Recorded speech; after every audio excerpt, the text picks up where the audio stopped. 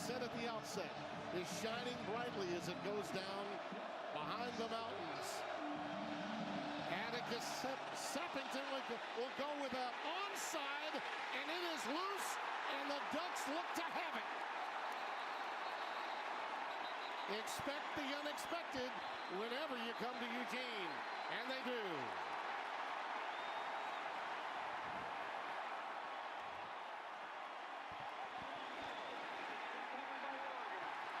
They have given the ball to Oregon. We're waiting to see who got on top of it. Perfect kick by Sappington, though. I mean, just an outstanding job by Dan Lanning. I told you, he will not allow Wisconsin to come into Eugene and sneak up on him, and so he beats them to the punch. And an onside kick executed perfectly by the Oregon Ducks. Naeem Alford, who's a defensive back. You'll be hearing me call his name from time to time. When he gets into the game, comes away with a recovery. Atticus did the job on that kick. I mean, it was bouncing perfectly for Wisconsin to be surprised.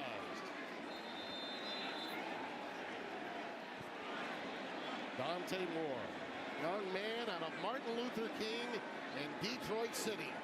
Out of the shotgun. Quick handoff to Noah Whittington. He takes it inside the 40 to the 36-yard line. Pickup of 6. Second down and 4 coming up. And there you see the numbers.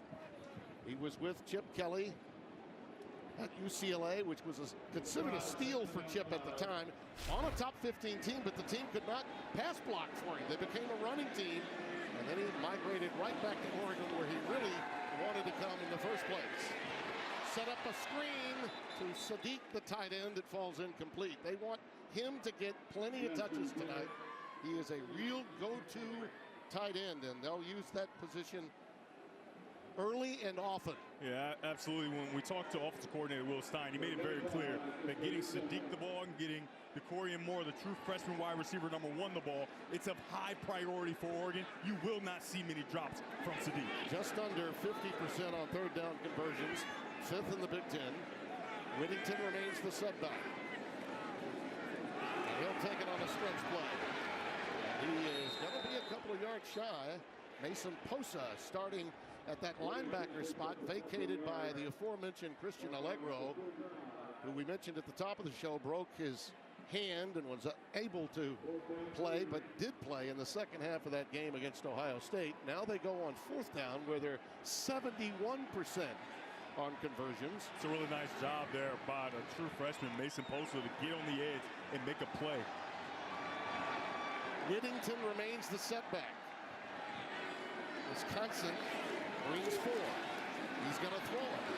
He's in trouble, and he's down. And Wisconsin with an answer. Mason Reiger, number 22, comes through. Dante did not feel that pressure coming from his backside. Yeah, Wisconsin here defensively, they do a really nice job of making sure they get their guys on the edge, and it's just relentless pursuit, right? He has the time, and he doesn't have enough. Great job by number 22, Mason Reiger. When they talked about this young man, they said it was motor and destruction, and you saw it on that play. Let's go down to Josh Sims. Josh? Well, Timmy B, it's never good when you're on your 3rd starting quarterback, but that is the case for this Wisconsin team as Hunter Simmons comes in to make his 4th start of the year. He has struggled so far this year, but the coaching staff has the full confidence in him that he can hopefully get something done for this team out here as they try and end this skid today. How about the adaptation from our sideline reporter after that onside? Had to change that first opportunity. That pass was to Iacomelli. And it falls incomplete. There you see Hunter Simmons' story. And as Josh mentioned, pretty incredible what they've gone through. And to be in their 11th quarter without having scored is something that Wisconsin is not accustomed to. Cade Iacomelli, number 25, in the backfield, out of a pistol set. And they'll take it right up the gut. Not much room at all. Looks like they're going to give him 3. Take a look in the middle of your screen right there. Number 52, watch him jump the snap count of Amari Washington has played really good football, and there he blows that play up before it can start. If you're Wisconsin, what you want to do is start to play with the snap count. Make sure that you're not predictable on when you're going to snap the ball every single play. There you see Tosh LeBoy, the defensive coordinator. He was with Lanning when they were on Nick Saban's staff at Alabama. That pass is tipped and incomplete. Oh, those tips in the middle of the field. Amari Washington is over there. And yeah, Tim, you see it every week in college football, don't you? Those tips and those overthrows. Wisconsin is lucky there to get away with not an interception. I love the call there, a screen play, because they know that the rush of Oregon may be something that they aren't capable of dealing with. You call a screen, unable to execute. A nice job of Oregon standing up on defense and making sure they get the ball back to their offense. Sean West will punt it away. Gary Bryant is back deep. He awaits at his 10. Beautiful spiraling punt. Fair catch is made at the 17-yard line. I got to tell you, I'm just underway at Autzen Stadium.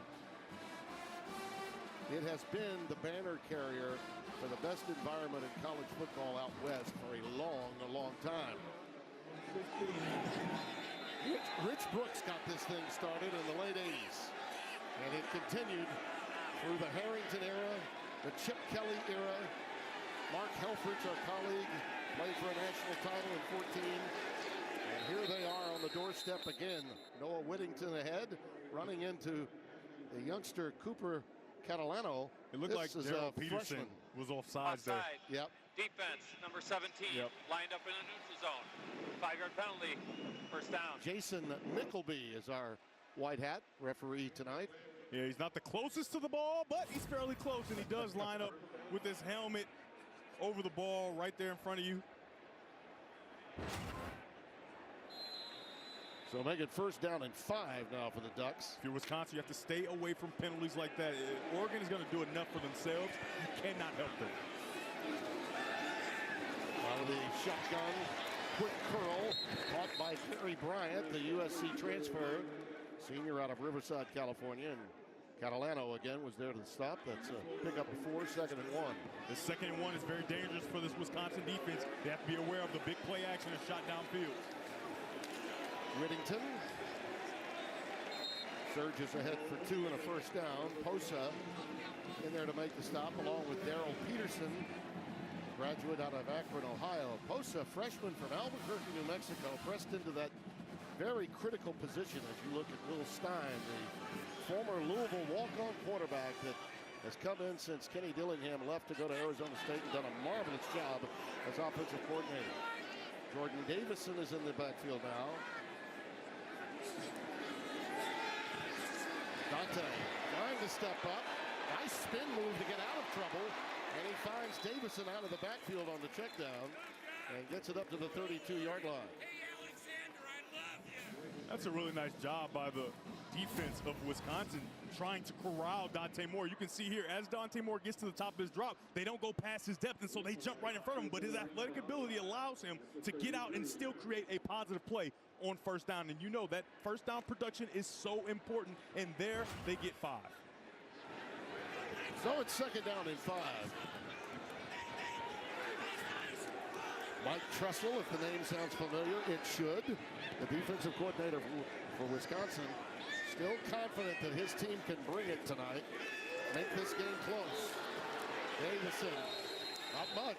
Good recognition by Posa again. I got to tell you, Devin, this kid's everywhere. Mason Posa is all over the place for Wisconsin. That was extremely impressive to see him defeat the block. This is his first opportunity in this large stadium on this huge stage.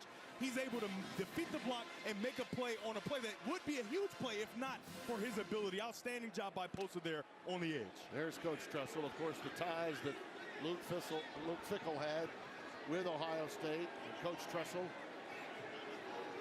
They run very, very long.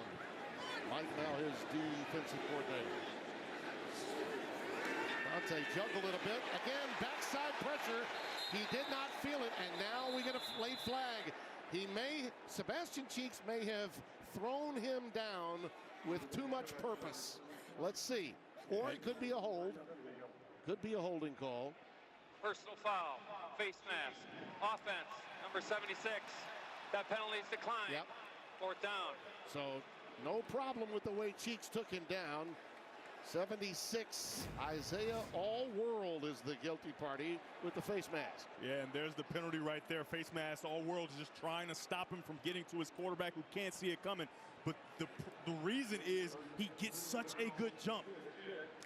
Isaiah World just cannot get out of his stance, and he beats him to the quarterback, and he just has to try to grab and take some of that hit off of Dante Moore. Sometimes you do see that takedown being a bit difficult as Ferguson Reynolds punts it away, end over end. It's a bit of an Oregon bounce. Was it touched? Did Wisconsin touch it? Ducks think they did. I'm not sure they did. I think the ball just took a big bounce in Oregon's favor. That's Luke Basso, the long snapper that went down to get the recovery. I think the fans may have been deked a little bit by that bounce as well. 34 yards on the boot. It sort of looked like it went through his legs or bounced closely. The ruling on the field is that the ball was illegally touched at the 39-yard line. It'll be first down at 10, Wisconsin. It looked as though Timeout. Caro Scaines, number 21, may have touched it, but he did not. Let me show you exactly why that sack happened. You can see Cheeks against Isaiah All-World. He usually doesn't give up sacks. However, if he doesn't get off on the snap count, it allows Cheeks to get on the edge and get to Dante Moore. That's how and why that sack happened. Gideon Atuka, number 10, the redshirt freshman, is in at running back for the Badgers. They're without Darian Dupree. They're without a lot of guys in every position, really. And Atuka gets it out for a healthy gain, a pickup of 8 on first down. Thieneman, Dylan Thieneman, the Purdue transfer, and a legacy at Purdue, made his way here, and what a pickup in the portal this young man has been. Take a look at number 71, Malman. He does an outstanding job of getting to the second level. If he doesn't get there, that play is going to be made by Bryce Betcher. Outstanding job by 71 in white, getting to the second level. Second down and 2. You have to remember, at Oregon, the noise is always a factor, so communication is paramount for Wisconsin. Bootleg action. And the pass is cradled by Lance Mason, the tight end, the senior out of Rockwall, Texas, as Simmons gets it out of there for the first down. It's a nice design, nice play, just a naked bootleg, and use the aggressiveness of Oregon against them. They do a nice job there, but let's take a look and see if he actually makes this catch. I think they're going to have to review that and say that is not a catch. He's bobbling it as he falls out of bounds, and they do stop it right here to review. And you see him rolling his eyes in real time. Yeah, because he knows. It was a catch for first down. Yeah. That ruling is under further review. Yeah. Tim, the reason he's rolling his eyes is because he had him early. Yeah, he had it early. He got a little greedy. He wanted to get more, and he tries to get it to him late, and he's not able to make the throw in enough time.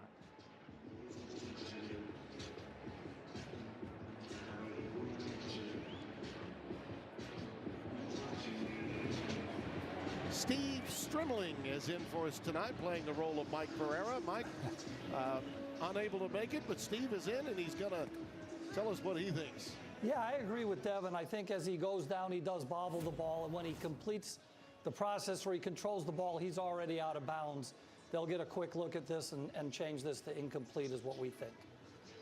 All right, now, Strimling, I'm just telling you, you don't know. It might not be quick. Even though we do all agree that it's clearly an incomplete pass, they sometimes take a little bit of time. For what reason? I have no idea. By the way, Steve, if you want to give us a hard time, feel free. Pereira does. No, not a problem. After review, it is an incomplete pass. The ball will be placed at the 47-yard line. It'll be third down and 2, Wisconsin. Luke Fickell, you think about his career, and in a lot of ways now, he's in a position at Wisconsin where every game is a referendum on his coaching career. And this is uncharted waters for him. He's been successful everywhere he's been. Having a drive early in this game, get some points, could really be crucial for them hanging around tonight. Certainly, and they have a third and manageable, but this crowd is about to erupt. And Tuca, again, is the setback right behind Hunter Simmons. Aker in motion, the tight end.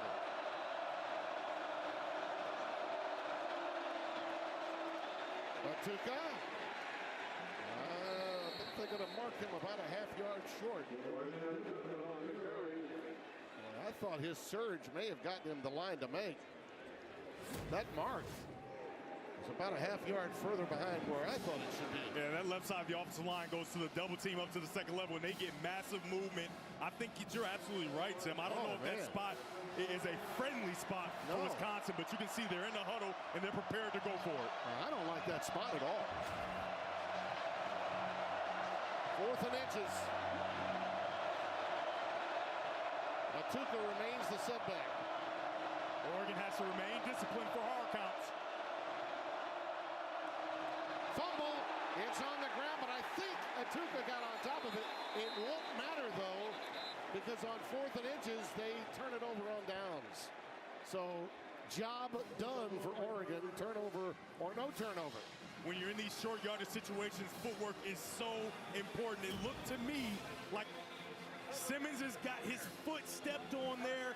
Well, he doesn't. He just doesn't get out. And when he doesn't get out, Coverly comes as a puller, and he knocks the ball out of his hands. And it's recovered, of course, by Wisconsin. But on 4th down, you gain no yards. The Oregon offense is back on the field. You can see there, you've got to seat the ball. If you're a young quarterback at home, you learn this on day 1 of quarterbacking. You get the snap, you put it right in your belly. We call it seating the ball so that this doesn't happen. Well, that play and that sequence of last 2 plays sort of sums up the Wisconsin season so far. Yeah, it does in a lot of ways. They haven't quit. However, they just have to clean up some of the operations. And now their defense once again on trial. Benson on a reverse. Well diagnosed by Wisconsin defensively. Aaron Witt, 59. Chasing that one down. This is the series of plays. They have these different plays in these series of plays where they line up in these funky formations and they start to make sure that they run these plays that everybody knows. It's kind of like an openers on steroids. How about that alignment? Out to Benson, and again, Wisconsin all over it. They rule it incomplete.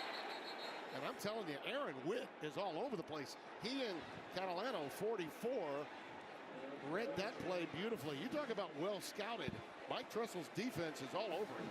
So when they're in those 3-play series, they're halted if you get into 3rd down in long situations, right? You don't want to run one of those fancy plays that you have on 3rd and long. So they're going to get in the huddle or kind of like a mush huddle, get a real play in for 3rd down, and they may get back to that series of plays. I mean, you get the ball on downs at midfield, and they've gone 5 yards backwards. 3rd and 14. They've gotten to Moore a couple of times. A pump fake.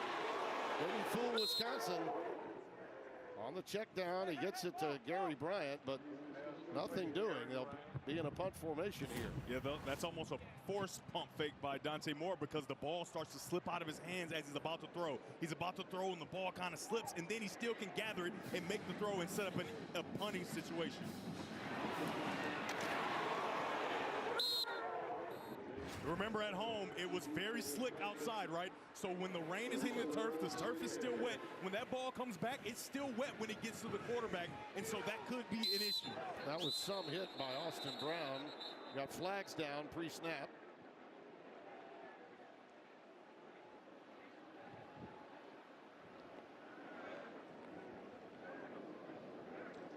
Likely a false start. Illegal snap. Oh. Kicking team, number 43. 5-yard penalty. 4th down. Got to make sure that everybody's in place. Luke Basso, the long snapper, was guilty of that. 4th down and 12, as you see Jaden Ballard, senior. This is about as good a start you can ask for if you're Wisconsin. You're starting 2 freshman linebackers in Mason Posa and Cooper Catalano, and you get Oregon off the field multiple times to start this game. Well, even before they had the injuries, Tressel was really high on these kicks. That's why the outlook is still pretty good. That's just a perfect punt, isn't it? Oh, yeah. And down at the 1. James Ferguson Reynolds take a bow.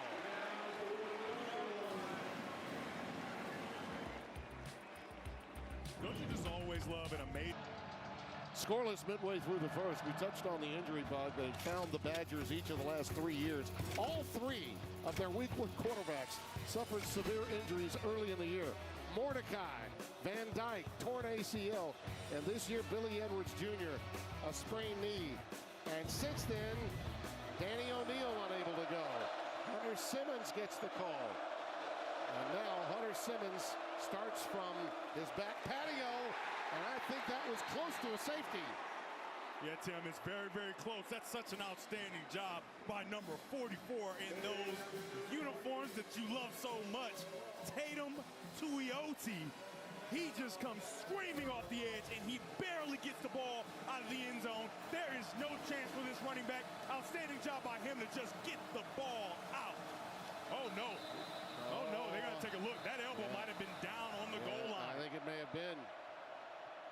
Ruling on the field was that the runner was down at the 1 yard line. That play is under further review. So, Tim, it looked like that elbow might have been down, but that was the foot of an offensive line that it landed on. And I think he just barely got it out of the end zone. I'm with you. Tuioti, by the way, out of Hawaii. 3 tackles in that game at Rutgers that got out of hand very early in Piscataway. Let's take a close look here. He's getting tackled. Try to keep your eyes on his arm. I think the legs are good. It looks like he's off the ground. Oh, that left knee might have grazed the turf. That left knee might have grazed the turf with the ball still in the end zone. However, you need a clear and obvious look for the call on the field to be changed. Yeah. And I don't know if that's clear and obvious that it hit the ground. You maybe can infer that it did, but I don't know if it's sure. I'm with you. I think what they thought they saw belonged to a defender, not to him. But to your point, if the knee did go down and that ball had not gotten beyond the plane of the end zone, then it's a safety. After further review, the ruling on the field is upheld. Second down. Yeah, I think, Tim, it was just the fact that they didn't. You can't infer. You have to be clear and know that you changed the call, because the call on the field has to stand or be upheld. Yes. In the new terminology. By the way, we would love to say that our program would have all of the cameras available, because we need them, yes. But we don't have a cart available, a cart camera that would go up and down the lines, simply because of the way Autzen is built. There's just very little room. This is sort of a football version of Fenway Park. Not much foul ground at Autzen Stadium. Gideon Atuka is in the backfield, out of the shotgun, and he bursts free past the 5, up to about the 7 or 8 yard line. And Betcher made the stop. The baseball whiz kid, a 13th round pick with the Astros, out of South Eugene High School. 7 yard gain. It'll be 3rd down and 3. That's really good to get some space by Atuka. And they have an opportunity here. Remember, in that black zone, the goal is to get 2 first downs so you can create some space and punt the football away. This will be the first of the 2 for Wisconsin.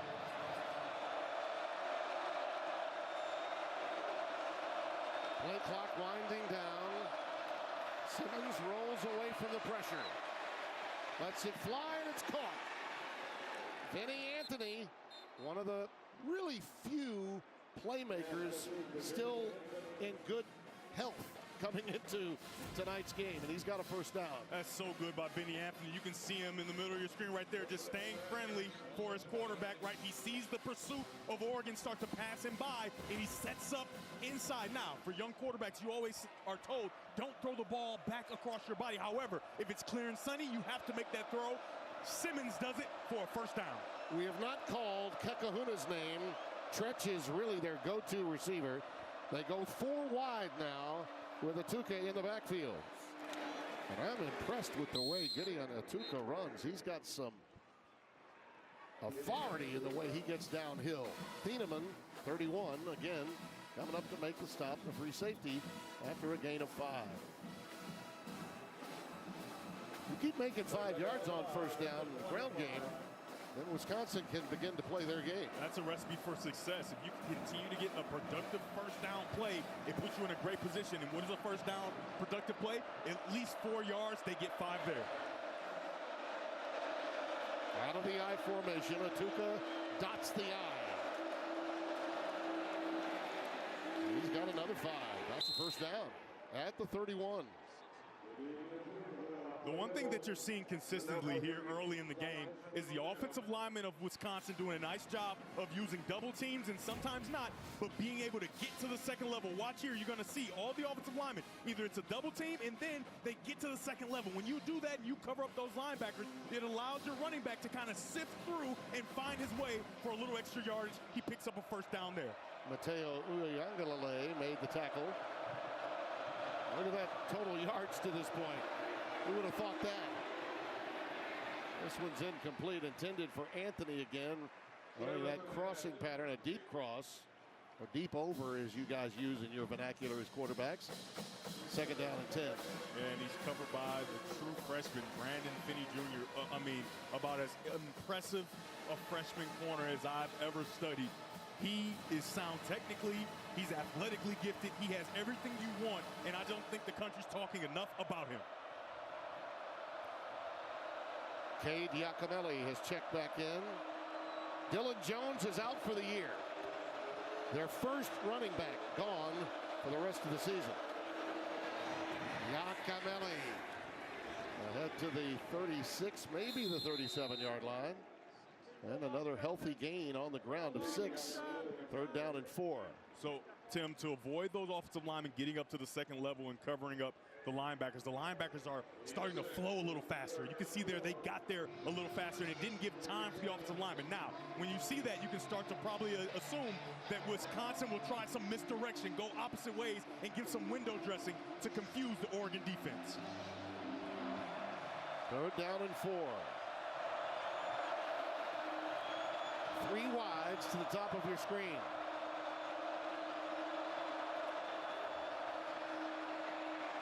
Simmons rolls left. That pass may be picked. Incomplete is the call. Looked to be Thieneman that almost had a chance to pick it off. Kakahuna was the intended receiver. Yeah, and I highlight him before the play because they want to get him the football, but you've got an All-American chasing. A great job of standing your ground and then racing to the point, and a great job of breaking on the football by number 31 in black. Well, you know, he left Purdue where all of his brothers and fathers, grandfathers played, but now he has an opportunity to win a lot of games, and he also gets to play more press coverage. He had been a backstop defensively for Purdue for such a long time. 25 yards deep. Yep. Here's Sean West to boot it away. Gary Bryant has to back up. Bobbles in a moment. Regains equilibrium and gets it ahead past the 15 to about the 17 before being taken down. Huge learning experience for Dante Moore as a leader. Felt he wasn't vocal enough on the sideline during that game.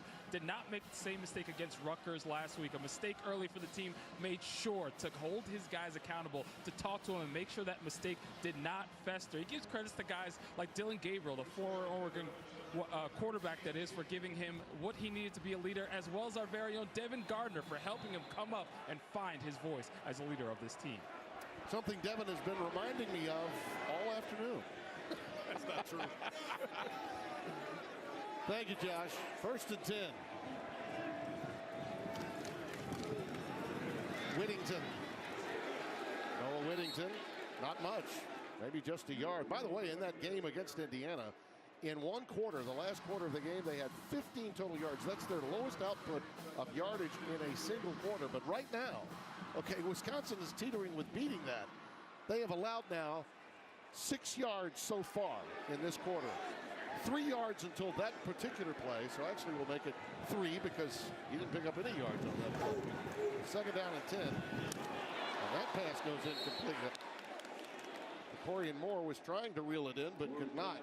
3 yards of offense so far for this team after that fourth quarter output of 15 against Indiana. By the way, the Hoosiers took care of UCLA's mini run earlier today in a very big way on our big noon game. Third down and 10.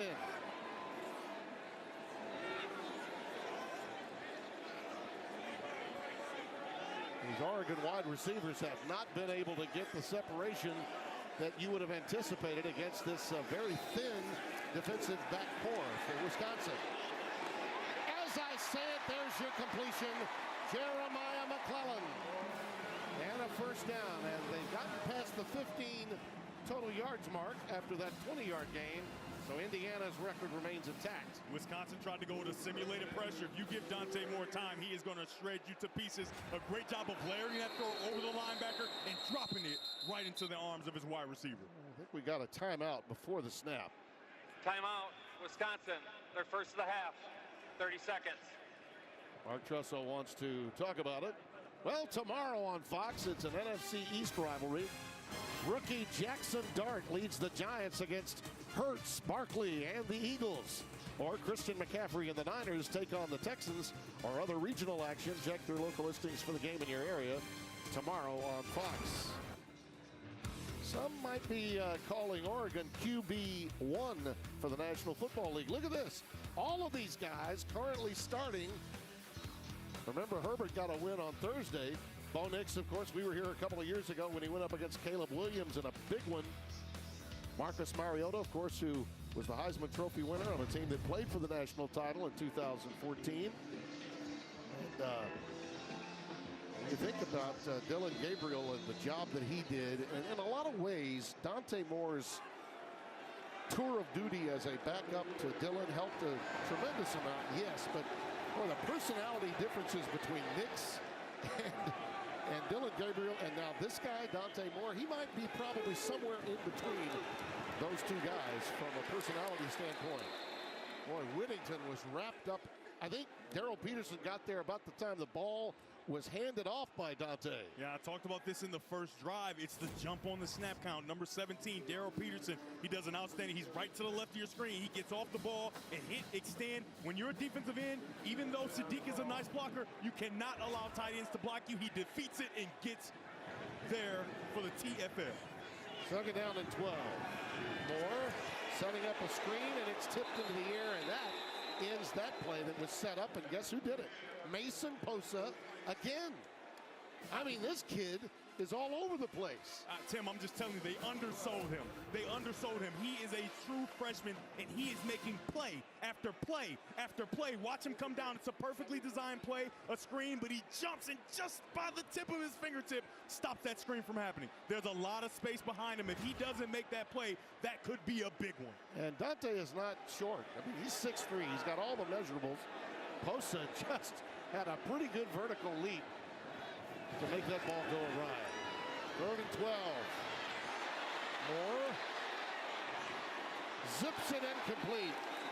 Throw is a bit too high for DeCorian Moore.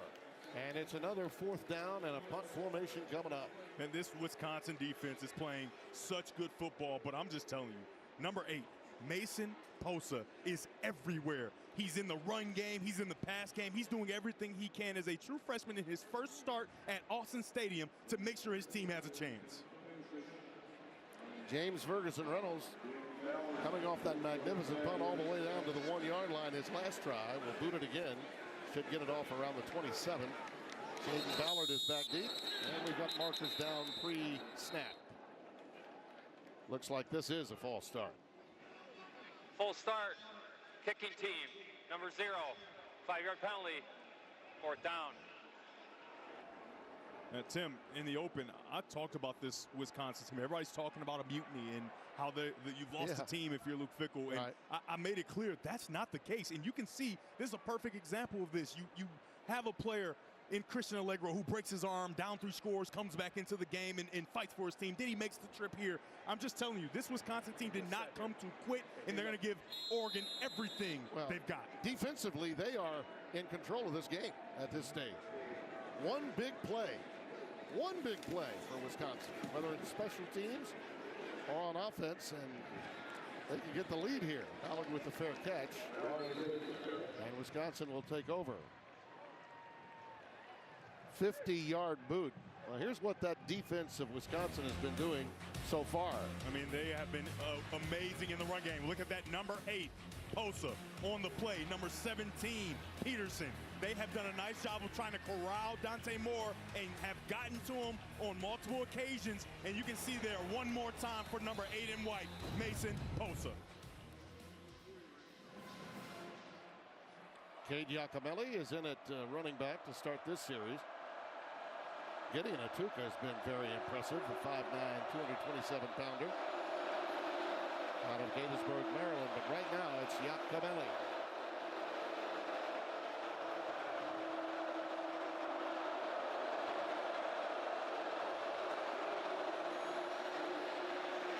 This pass is way over the head of Grant Steck.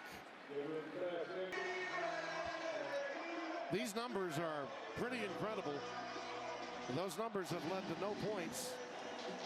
And the numbers for Oregon are far worse than what you see Wisconsin has. Pretty amazing. Gideon Atuka is in the backfield as we open the second quarter. Second down and 10. And a little pre-snap movement. The big bang. You're not going to miss this kid. Amari Washington coming through there, number 52. All 6'3", 330 out of Detroit, Michigan, coming right to you. See if he was induced. Offside. Defense, number 52, unevaded to the quarterback. 5-yard penalty. Second down. Tim, I talked about changing the snap count, right? What he's trying to do is time up the head bob, right? You're going to see here, he saw the head bob, and he thought this ball has to be coming at some point. It's not coming just yet. Good job by Wisconsin. Find a way to get out of that second and long. They haven't had many of them, and that is not conducive to success on their offense.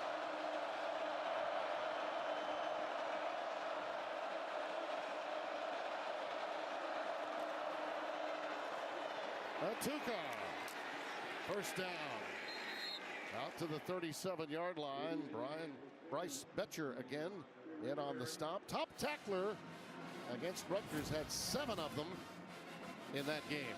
Take a look at Mateo Uyunglele. He's the edge protector right here, but he comes in too far, right? He comes in way too far, and it allows for the running back, Gideon Atuka, to get outside and pick up nice yardage enough for a first down.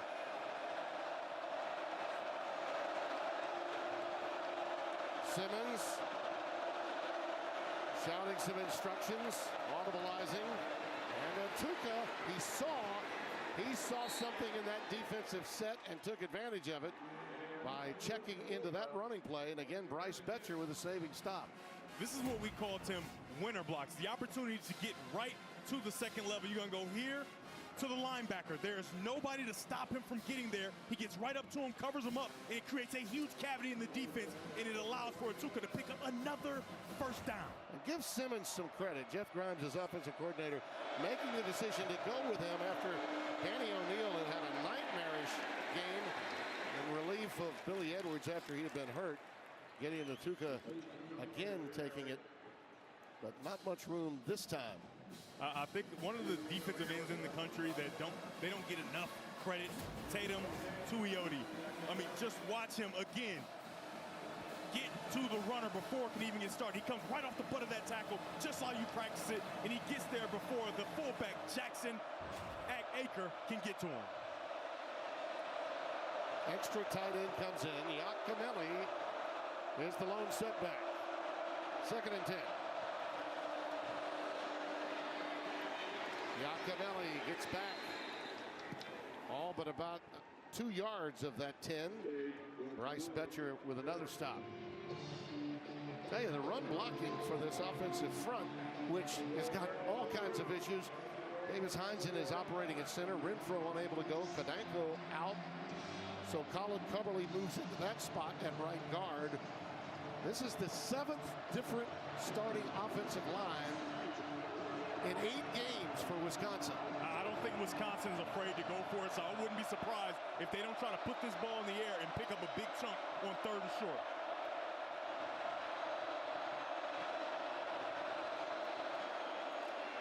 Atuka has the first down. Tuioti with the stop.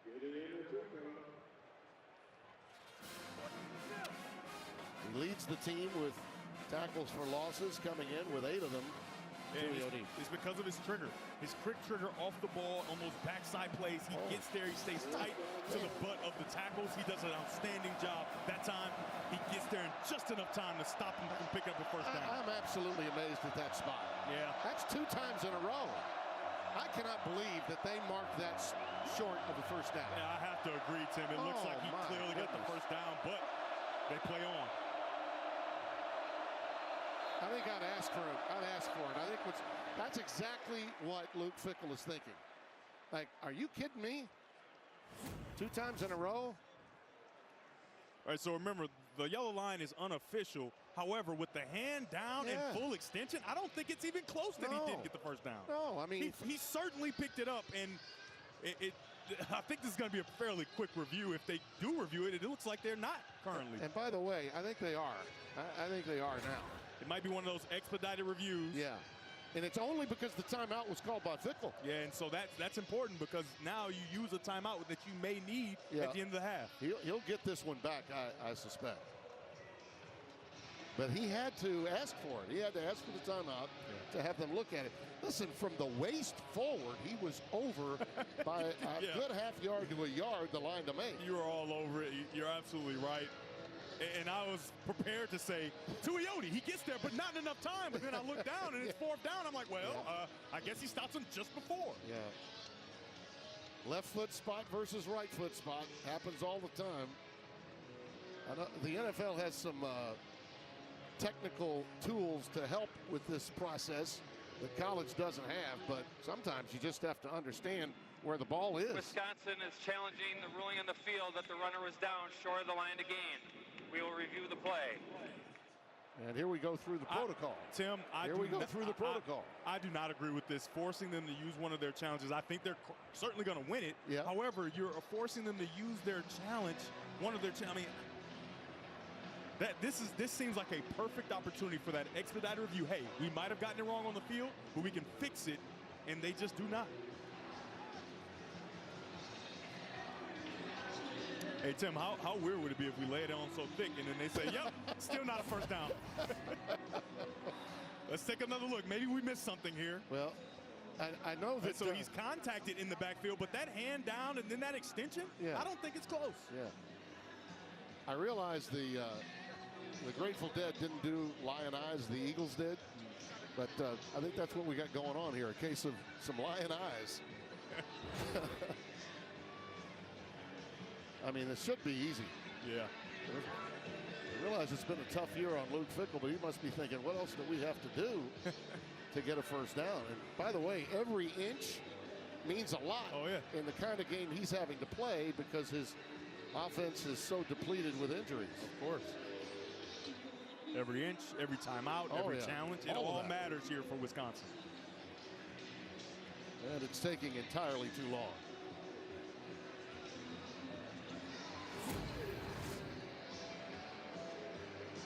All right, what we're being told is they needed to get to the 42 and a half. You know, he's not down there. He's not. And he's down there. After reviewing the play, the ruling on the field is upheld. Oh, my goodness. The runner was down short of the line to gain. Wisconsin is charged with their second timeout of the half, and they have lost their challenge for the remainder of the game. Absolutely brutal. Wow, that's incredible. That's incredible. I think everybody watching, including Oregon fans, are thinking, well, we got away with one there because I just don't see that being correct, but they got all the angles, and they came away and said that he was short.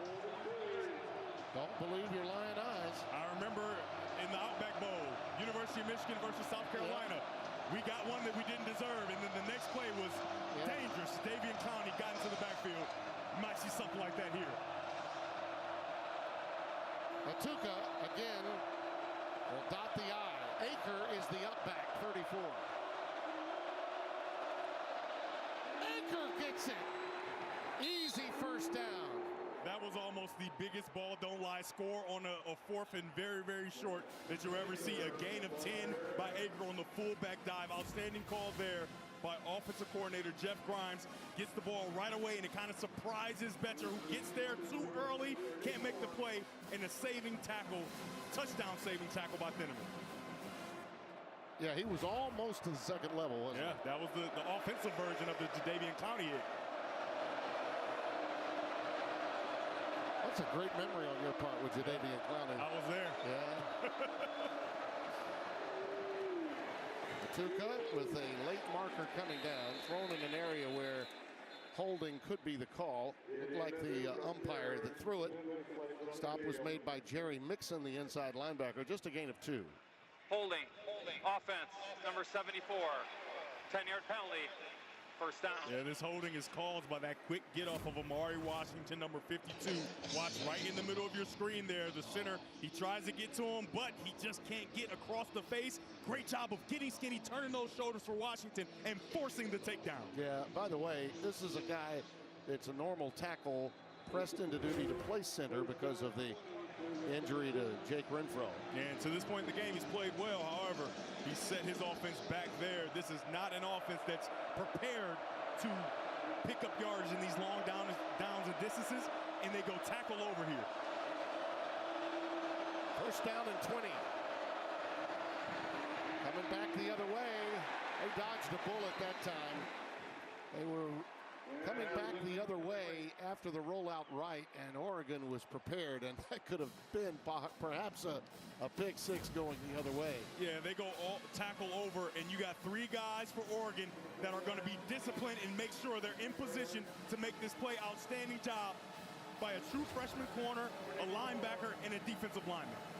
Tosh Lapoy has his guys lined up where they need to be as well. Second down and 20. See if they can find Vinny Anthony again. Number 8, Tuca. He's been the most effective offensive player for Wisconsin. Running into the Bear Alexander. Talk about a quick, big man. He is that. Of course, made his way from Georgia to USC and on to Oregon. Only realizing his potential now in many respects. Yeah, he didn't start the season as a starter, and that sent the message across this program that, hey, if you aren't performing, you will not start. He's earned his opportunities. Third down and 13. Deep for Anthony. Ball hung up in the air just a little, allowing Aaron Flowers to get over and knock it away. This is what you call cover 2, where a safety's over the top in a corner. They have to stay connected. As they stay connected, you're going to see it's a tight window to make this throw. You got a long corner of safety over the top. There's not a lot of space. It's a good effort by Simmons to make this throw, but a nice job coming over the top for Flowers, and he almost makes an outstanding interception. So they're going to play field position. That was a really good drive for Wisconsin, their best of the evening.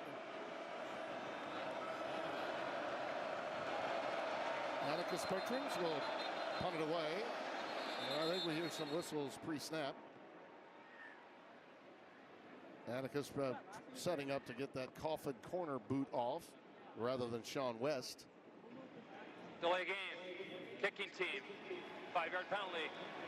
Fourth down. They may have wanted that, actually. Could give him a little extra room to work with. You know, I never understood why you don't decline it. I would every time. Yeah. I'm not going to give you the luxury of having more space to punt. Gary Bryant is at his 10 in single safety.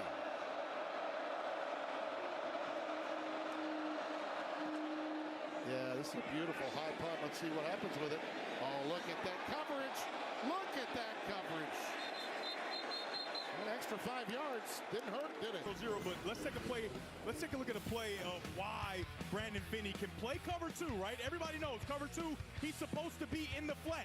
Why can he back up? Well, the reason he can is because he doesn't have an immediate threat in his flat. So when he doesn't have an immediate threat, he can continue to carry down the field, and it closes that window, and it doesn't allow Simmons to make the throw. You did that really, really well. You like that? Oh, Little teaching moment. yeah. The welcome back was even better.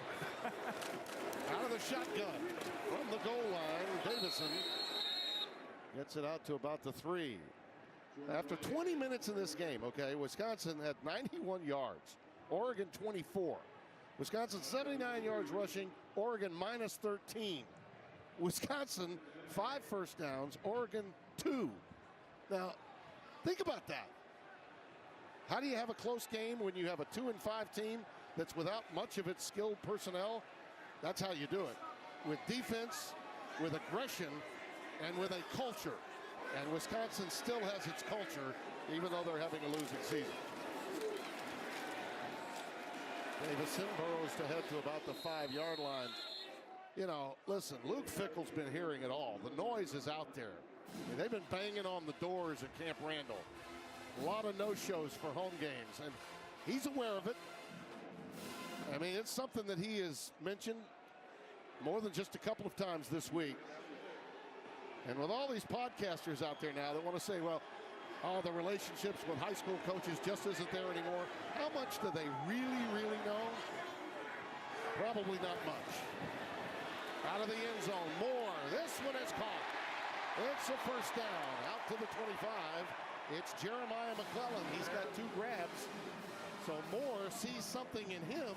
He's got the only 2 for wide receivers. As the rain comes down, I love the trust of offensive coordinator Will Stein to still put the ball in the air. You got free access with the tight split. A perfect throw from Dante Moore. Ruling out at the 23-yard line. Still a first down. You can see that rain coming down, but apparently throwing the ball won't be an issue. Davison got those short, choppy steps that, by the way, when it's a little wet downstairs, you like that as an offensive coordinator. Catalano coming over to make the stop. Cooper has been all over the place, number 44, along with Mason Posa. 2nd down and 3 after a gain of 7. There they go again. Davison. Oh, Will Stein sees something now in the Wisconsin alignment, and they decide to start gouging the ground game between the tackles. Yeah, they bring a blitz from the true freshman, and they do just a nice job of trapping him right there with Sadiq, and it creates a huge cavity. Under 7 minutes remaining in the half. Moore, that ball is tipped. And I think McClellan may have come up, and now they're going to rule it incomplete. I thought he may have grabbed it. Corey Walker in 92. Another guy pressed into duty due to the injuries. 5th-year player out of Western Michigan. He transferred in, tipped that ball, and they did give him 2 on the catch. The if catch you can't was get made. to the quarterback, Tim, you've got to get your hands up in the passing lane. A nice job by big number 92, Corey Walker. And a heck of a catch by McClellan, albeit for just a couple of yards. Pierre Hill, number 23 now in the game at running back. His first toe. And he's spun down shy of the 45 at the 44. Mason Posa, number 8, in on the tackle.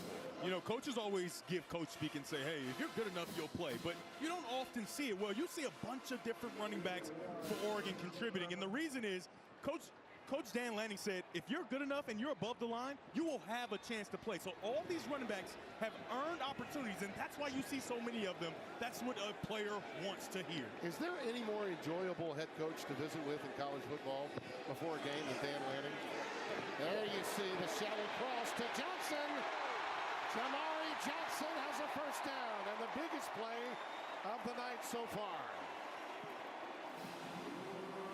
That's a really well-designed play and a great, well-timed call by Will Stein. It's a screen play. It's 3rd down. You draw the defense in, and then those offensive linemen have to get to the 2nd level. Take a look at the big center, number 72, Iapane Lalo Ulu.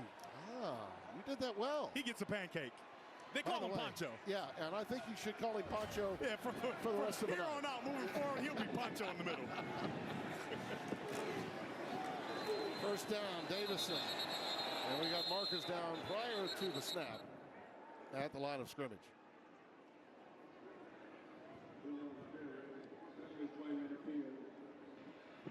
Full start. Offense. Not all 11 players became set for the snap. 5-yard penalty. Well, first down. You get your motor running, and Stein knows that when they play fast, when they play quick, they're at their best. They certainly did that to Rutgers in Piscataway last week. Now, Tim, I know that's a penalty, but I want you to take a look at this true freshman wide receiver coming around to block a defensive lineman. Yeah. I mean, You just don't see it. He's one of the most talented guys on the football field as a pass catcher, and he comes and puts his right shoulder in there, even though that play did not exist. That's DeCorian Moore, the freshman out of Duncanville, Texas, right out of Friday Night Lights. He laid the lumber, didn't he? First down, 15. There are those quick feet again. Davison down to the 27. This looks a little more like Oregon now. Gain of 11. Agard, Emilio Agard, number 6, making the stop, coming up from cornerback. You can see this talented offensive line start to feel themselves, led by their center, number 72, Pancho. Watch every single white jersey get covered up, even the blitzing linebacker coming in too early. Outstanding job by Davison, just finding his way through. Another true freshman for Oregon. Second down and 4. For the first time, the Badgers defense a little on their heels. Jordan Davison's had a lot to do with it since coming in. There he goes again for a first down. 6 yards that time. When we talked to offensive coordinator Will Stein, he said in that Indiana game, he was so mad at himself because he said, why didn't I just run duo? Everybody knows duo. 2 people going to the second level, double teaming, and they are doing that all the way down the field. Now before this drive, Oregon had 16 yards rush, 16 rushes, minus 16, I should say. On this drive, 40 yards alone. So they have certainly gotten into the positive yardage on the ground on this drive. Dante calling his own number this time. Inside the 20 to the 16. Gain of 5. Tell you, he's got some sleight of hand about him, and he is real cool hand Luke, isn't he? Oh, of course. No matter what's going on around him, he stays cool, he stays calm. And you can see, even though there's a slow start, at some point you had to know that Oregon would pick it up. He's had to persevere his whole life. Why not tonight? Davison.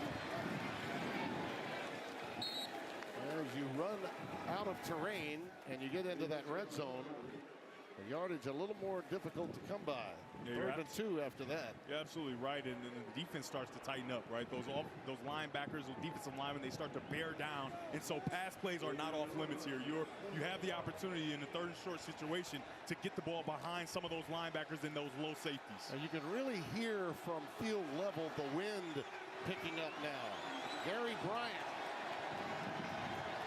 is in there in the backfield. It's Davison for the first down to the 9.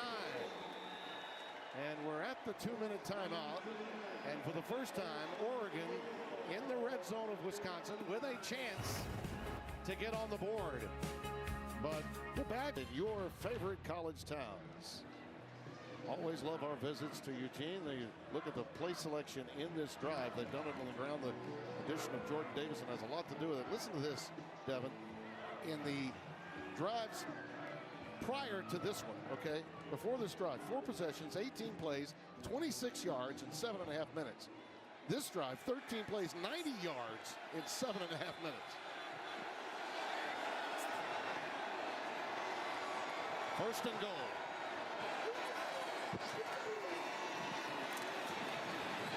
Dante inside the 5. Marker down, so hold everything. It's thrown in the backfield, back around the 15-yard line. Stop made by Catalana. Look like the referee is signaling an offsides by Wisconsin. Catalano was the man that made the tackle, and this offsides would probably be negated. You can see there the rain is picking up. And the wind is too. Yep. Defense, number 17, lined up in the neutral zone. Half the distance to the goal. Still first down. Yeah, they take the penalty because it remains first down with the ball halfway to the end zone. First and goal. That was Darrell Peterson that lined up offsides. The one thing that you have to know about this Wisconsin defense is though they've struggled in the run game, 5th in the Big Ten, 18th in the country, stopping the run. and they're in a position right now where they have an opportunity to bow their necks and stand strong. There's a meathead reference if I've ever heard one. You got to bow your neck, son. That's right. Jordan Davison, the lone setback. Bring those tight ends in, right? 12, 13 personnel. Bootleg action. Moore's pass is incomplete. Well covered. DeCorian Moore, the intended receiver. Second and goal. Yeah, they tried to sneak DeCorian Moore as well as Kenyon Sadiq into the end zone, but Wisconsin was all over it there in the face of Dante Moore, and he can't get a good look and make the throw. This is, if you're going to throw the ball, Sadiq country, isn't it? Yeah. This is where you'd be looking for a junior out of Idaho Falls, Idaho. Played so big in that Big Ten championship game against Penn State. Four-star recruit coming out of high school. Again, whistles blowing as Colorado darts through there to get a tackle for loss, but hold everything. Looks like the right guard might have gotten a head start. Yeah. Number 74, Dave Iuli. Encroachment. Offense, number 11. Lined up at the neutral zone. 5-yard penalty. Second out. So McClellan, Jeremiah McClellan lined up offsides. And there's an equalizer that'll back them up. Yeah, he's way past the line of scrimmage. Way past the line of scrimmage. That's one of those, if you miss it, somebody in the supervisor's office might notice. You want to get the call to work next week. Second and goal. McClellan is safely onside this time. The safety comes down. White, it's Sadiq time. And Sadiq gets it down to the 2. Matthew Young, free safety, kept him out of the end zone. It'll be third and goal. I love the play selection on this drive by offensive coordinator Will Stein. He doesn't seem to be under pressure in any way, right? He's just letting the offense run itself. If he needs to run it, he runs it when he calls the screens at the perfect time, and now he puts himself down inside the 5 with an opportunity to put a touchdown on the board. And there can't be any doubt, right? This is 4-down territory. Zach Grace has come in, the extra tight end. Davison, touchdown!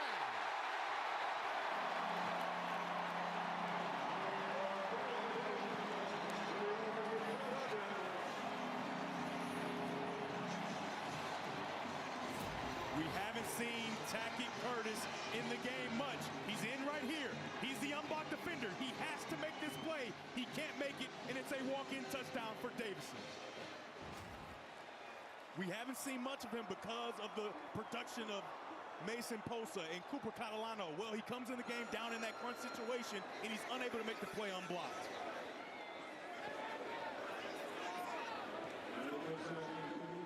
Well, that puts Davison in Oregon's freshman top 5 in rushing touchdowns. That was his 9th of the year. And there have been some incredible freshman running backs in Oregon history. Oregon playing their style of football on that drive. Oh, yeah. Will Stein, the maestro, calling all the strings.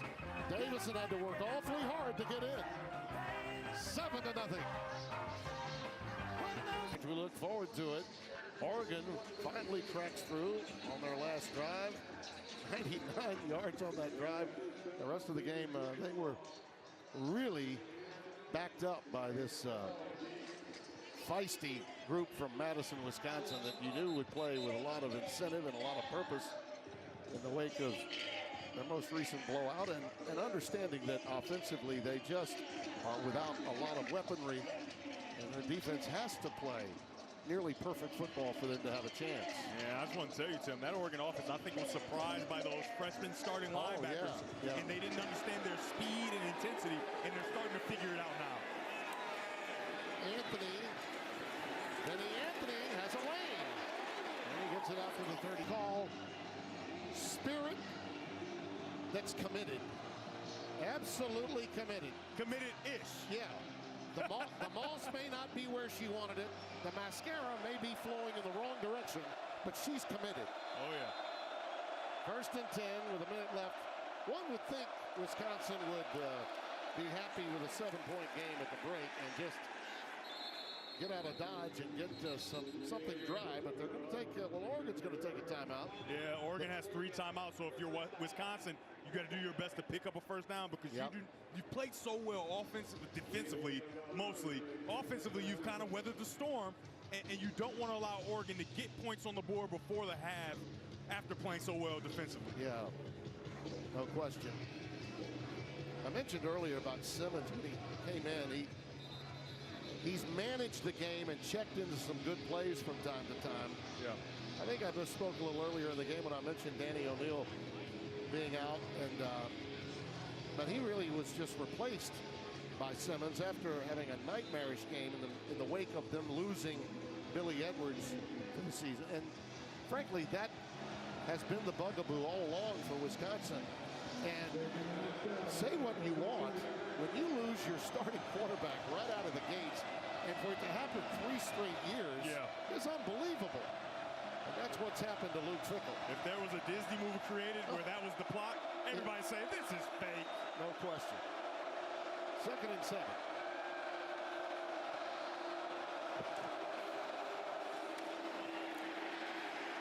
Tuca ahead for about 2 more. Amari Washington to stop and another timeout. Oregon's going to use them all here with hopes that they'll get the ball back. Well, earlier this week, Dan Lanning said that he had no illusions about how tough modern college football is, that any game can reach out and bite you. Football runs through every week. So it's great as this win was to see us accomplish, to our standard what we wanted to be able to do. We got to come to work next week again, and it's never going to be easy. So it's really not about what you've done, for me lately. It's about like right now. And a lot of teams, Devin, let me take it a step further. A lot of teams, I think, are responding to coaches who might be in desperate situations to hold on to their jobs. Lane Kiffin, that story was a big one for Ole Miss going into today's game. You look at LSU's situation with Brian Kelly tonight against Texas A&M. People think in the aftermath of what happened to James Franklin, it can happen to them anytime. Yeah, and I love the way he put it. Every single week, rent is due. And Oregon looks to pay some rent here and stop Wisconsin from picking up a first down to get the ball back for the offense. And that's exactly how Lanning would describe it. You got to pay your rent. 3rd and 5. Oh, that's just another really good, solid run for Tuca.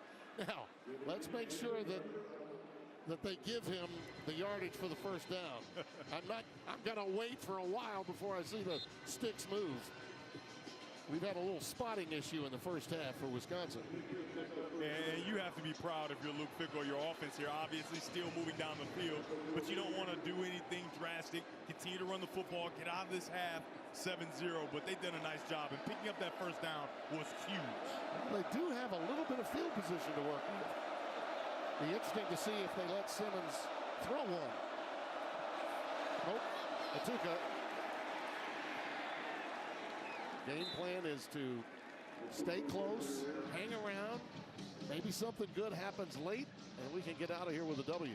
Yeah, I like the decision to run the football like I spoke about. Get out of the half. You play really good football defensively. And like I talked about offensively, you weather the storm. But guess what? You get a whole other opportunity. These true freshman linebackers. Noah Whittington awaits the kick. Oregon will possess the ball to start this game, and after the touchback, let's go down to Josh Sims. Well, the goal for this game for Dan Lanning and Oregon was to start the game fast. That's why you saw that onside kick to start the game. Now that drive did stall out. Lanning told me it took too long for them to get points on the board, but once they established that running game, that's when things really started to open up. So he told me in this second half, we got to be able to run the ball, put points on the board, and put this game away. Well, let's not forget, in terms of starting fast, they began with an onside kick. Got possession of the ball and did nothing with it. And from that point on, they were stymied until that 99-yard drive that Will Stein got going. First down from the 25 with Noah Whittington in the backfield. Extra tight end, quick pitch. And Whittington takes off. Big time. I'd say that's running the ball, and I'd say that's running fast. Wouldn't you? Austin Brown with the tackle. 35 yards. I mean, how about our guy, Josh R. Sims, getting us the information and foreshadowing what we just saw there. An outstanding job of the offensive line. Look at those big fellas down the field running with their talented running back. I don't know that I've ever seen a 360 spin off a toss sweep. And Whittington had it. Now he goes 10 more yards. Down to the 30. Catalano, 44 with the tackle. One of those freshmen of influence in that first half.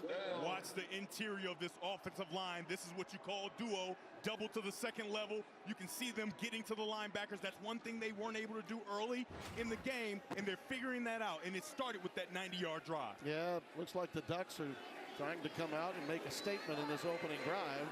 Get their act together.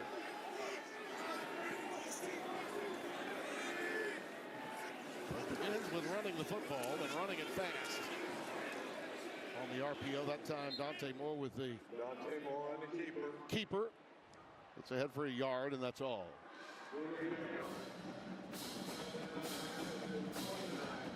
Devin Gardner met him at an autograph get-together while playing Michigan football. That's Dante checking out.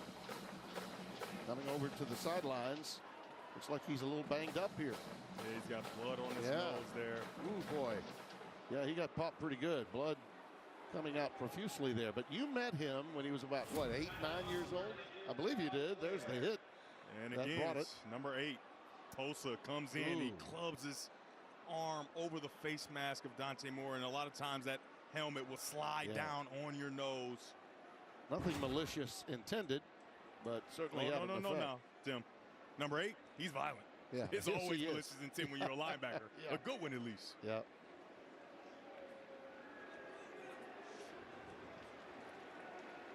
And he's going to have to come and sit for a little while. It's good to see him get up on his feet. Looks like Austin Novosad is warming up, about to come in for him. We'll be back. Well, we saw number 16 warming up. That's Novosad, but Brock Thomas, the youngster from Eugene South here in Eugene, Oregon, got some playing time. He played at Sheldon High School, same high school as Mr. Herbert. And he's in the game now to spell the injured Dante Moore, who's dealing with a bloody nose. Hill and Davison are the setbacks flanking him. Davison towards the boundary, and again, sideline to sideline, Wisconsin will get there. Ben Barton made the tackle, number 68. Here's another look at what happened to Dante and why Brock Thomas is in the game, right? Just a club over the face mask that made him have a bloody nose there. And more on Brock Thomas, when we talked to Dan Lanning, he said, listen, if you're above the line, you'll get a chance. And he's performed well, so he gets his opportunity here. Looks like this is going to be a free play if he wants it. And he finds his man, DeCorian Moore. Moore is getting Moore down to the 5-yard line. Markers down, though, back at the 35-yard line. I see a little yellow hanky. Yeah, he got him off sides, right? Yeah. He got the... Right. Should be a free play, as I mentioned, in real time. How about the redshirt sophomore Brock Thomas? Understand the situation. You got a free play. Get it to your best playmaker. DeCorian Moore finds a way down the field, and I imagine that both these penalties will be on Wisconsin's defense. He knew it, too, right away. Here's the initial penalty, right? Posa. But then he stops, right? He's a true freshman, right? Hasn't played a lot of ball. You have to remember, hey, you have to continue to play there. I don't think he would have been able to affect that play as much. But a nice job by Brock Thomas. That might be a late hit by big number 72, Pancha. Would be a little halfway Offside. closer to the field. Defense, number 8. That penalty is declined. The result of the play is the first down. After the play was over, personal foul. Defense, number 72. Half the distance to the goal. I think he meant offense. I think he misspoke there. Right. After the play was over, personal foul, offense, number 72. 15-yard penalty from the end of the play. First down and 10. Fickle's got to be saying to himself, really? You're going to put me through that, too? The emotional roller coaster just continues. Oh, my goodness. For Luke Fickell, but they did make a mistake, and you can see just a little extra, and then another extra there. Too much. A lot of extra. Love the effort, though. Love the effort, right? Yep. You've got to be smart about it. 15-yard penalty puts you back, but you do have a first down. You know, no matter how hard it rains, he's got a hoodie, but he won't put it on. You know, he's an old wrestler, Luke Fickell. Way too tough. Way too tough to put a hoodie on. First down from the 20. I know you got a young quarterback out, but you got a lot of space out here with one-on-one coverage to the top of your screen. Brock Thomas to Davison. The stretch play, cuts it back. He is in there. Touchdown.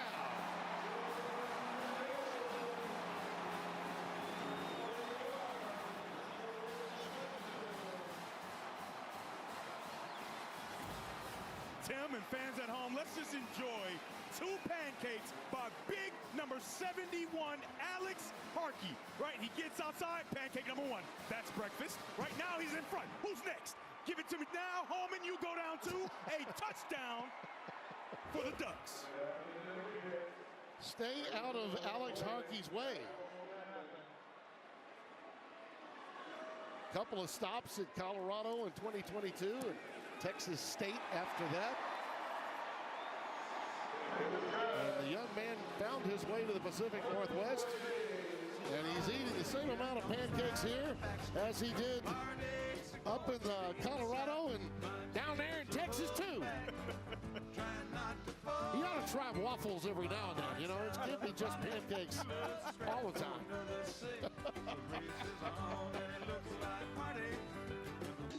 No doubt about it. Well, Jordan Davison, everything started getting better. Trust me, he's in that group right there. Everything started getting better for their offense when he came into the game. Only Royce Freeman has more rushing touchdowns for a true freshman in Oregon history than Davison. Freeman has 18 all time. Davison with 10. Vinny Anthony is back deep, awaiting the kick.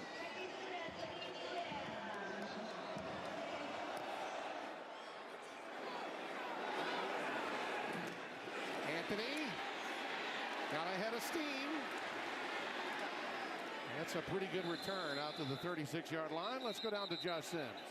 Well, Timmy B, like Luke Fickell told us this week, there is no quit in his team. That was evident in the first half. Especially happy with the way the defense started in the game, but he said, hey, we got to get some turnovers on defense, get the ball back to our offense. And on offense, we got to get some push up front. We got to be able to run the ball, but they're going to have to do it without Cade Yakimelli out the rest of the game with an upper body injury. So a blow to this Wisconsin backfield that's already reeling. Oh, yeah, that's like misery-loving company, not having Yakimelli involved. And the inability to get turnovers has been problematic for Wisconsin defensively all year. And Wisconsin ran the ball well in the first half, but you have to expect that Oregon is going to have answers for it. As you can see, Simmons moving to the next play here, so they may have to take a shot at some point. Bootleg action. Looping it. Ball hung up in the air. It's going to be ruled incomplete. Up around the 40-yard line. That's Crowdus. That was the intended receiver to go Crowdus. And Thieneman over there almost had another shot at a pick.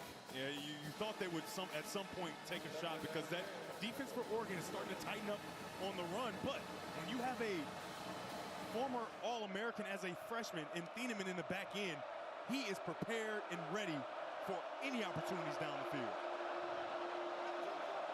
Shotgun, Atuka in the backfield. And markers fly again. Left tackle number 71 got a little antsy, Malman. Yep. Full start, offense, number 71, 5-yard penalty, second out. He started all 7 games. First one at right tackle, last 6 at left tackle. He's a veteran up there, just did not hold his water.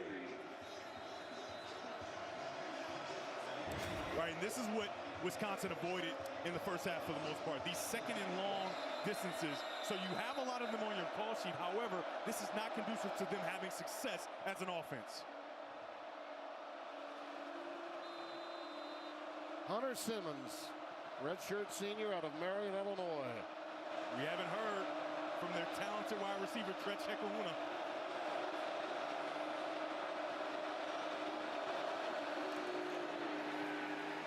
Atuka, well, he has run with authority all night long, and he's got another first down on a tremendous gain, and he's got a jabber about it too along that Oregon sideline. A little woofing going on after he was picking them up and putting them down. It's a really nice job by number 86. You can see in motion there, Lance Mason. He blocks one guy, and then he gets to the second level, secures the second level, and allows for Gideon Ituka to pick up yardage. Another first down for him. I mean, he has picked up a number of first downs on the ground in the first half, and he continues that here in the second. 18 yards on that carry.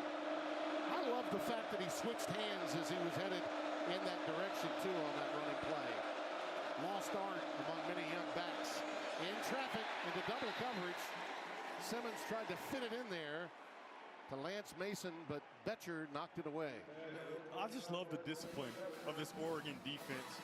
And a lot of credit goes to defensive coordinator Tosh Lapoy, because the way that Wisconsin have run the ball, you would think that these linebackers would be a lot more antsy. They would get downhill and maybe not take care of their responsibilities. But there you see a veteran, Bryce Betcher, doing a nice job of not committing to the run, staying there in his responsibility, and knocking that ball away. He spent a lot of time last week on their defense inside the red zone. They're better than almost everybody at keeping them out of the red zone.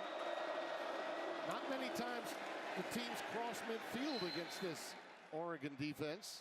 Jerry Mixon makes the stop after Atuka picks up 3. But I mean, you gotta love the overall approach that this defense has, without question. They rank high in just about every category. Hey, Tim, number 87, Jackson McGowan just entered the game, and it's been alerted to me that when he enters the game, they don't really love him as a blocker, so I expect for this to be a pass downfield, maybe not to him, but to someone on this offense for Wisconsin. He's number 87.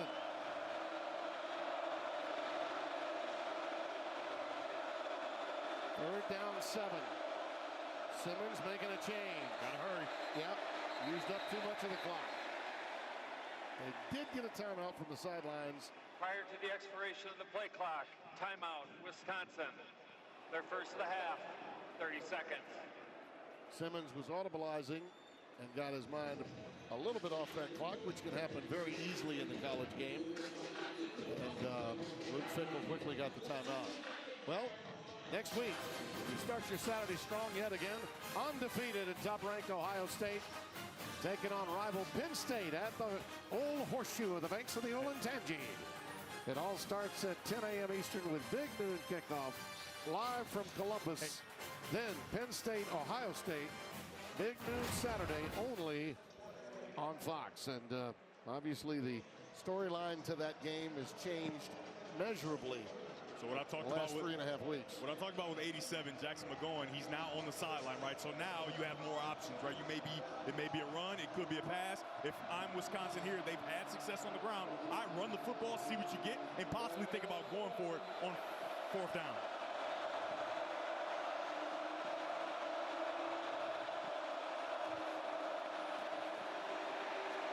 Simmons, he's resourceful, incomplete.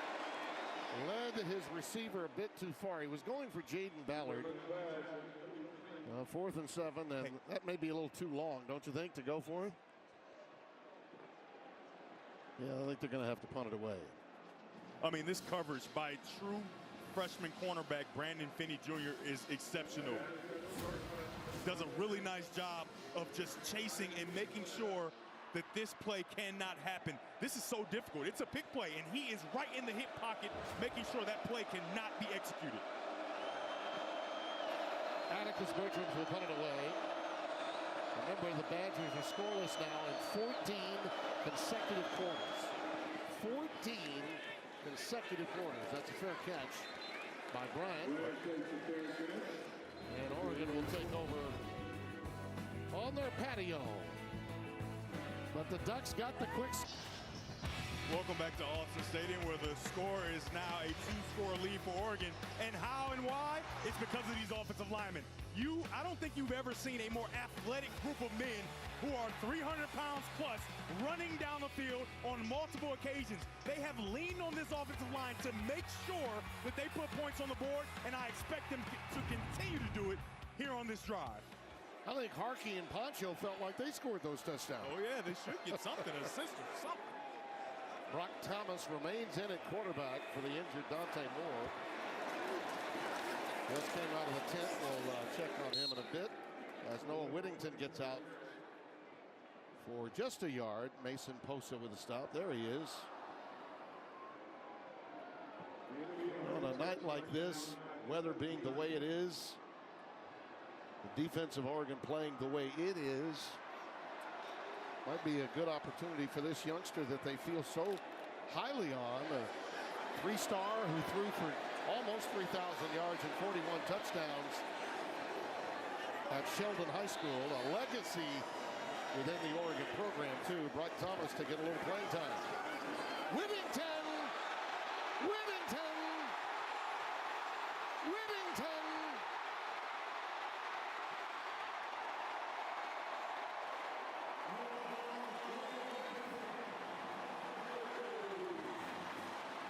We talked about the offensive lineman, but how about the tight end, the pass catcher getting involved, number 18. Take a look at him. Initially lose this battle. Initially he gets beat, and then he continues to fight, gets himself a pancake. Hello, breakfast. Down the sideline goes Noah Whittington. 70 yards.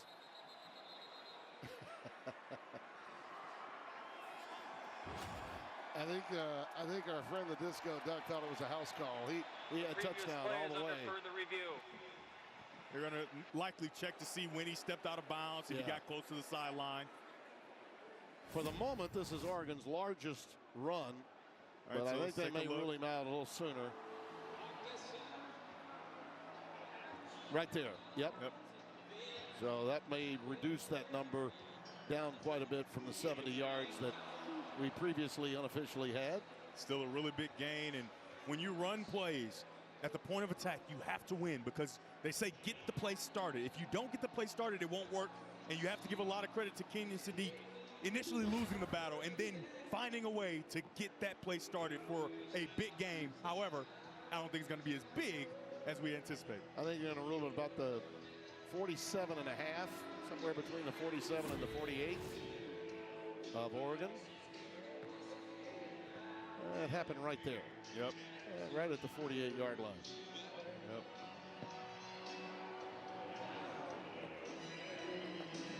I was just going to say before that big moment from Noah Whittington that Wisconsin, as sound as they've been historically and even this year for Mike Trussell, they've not been able to create any turnovers. They are. After review, the runner stepped out of bounds at the 49-yard line. It'll be first down and 10, Oregon at that spot. Officials a yard off, but they've been yards off on first downs a couple of times tonight. Hey, I was going to say, they heard you say that and said, guess what? You're wrong, Tim. 4 turnovers is all they've got. All they've got all season long. 126th among FBS schools and 17th in the Big Ten. They need a turnover now in the worst way, Wisconsin. So that 70-yarder went to 36 yards, a very big play.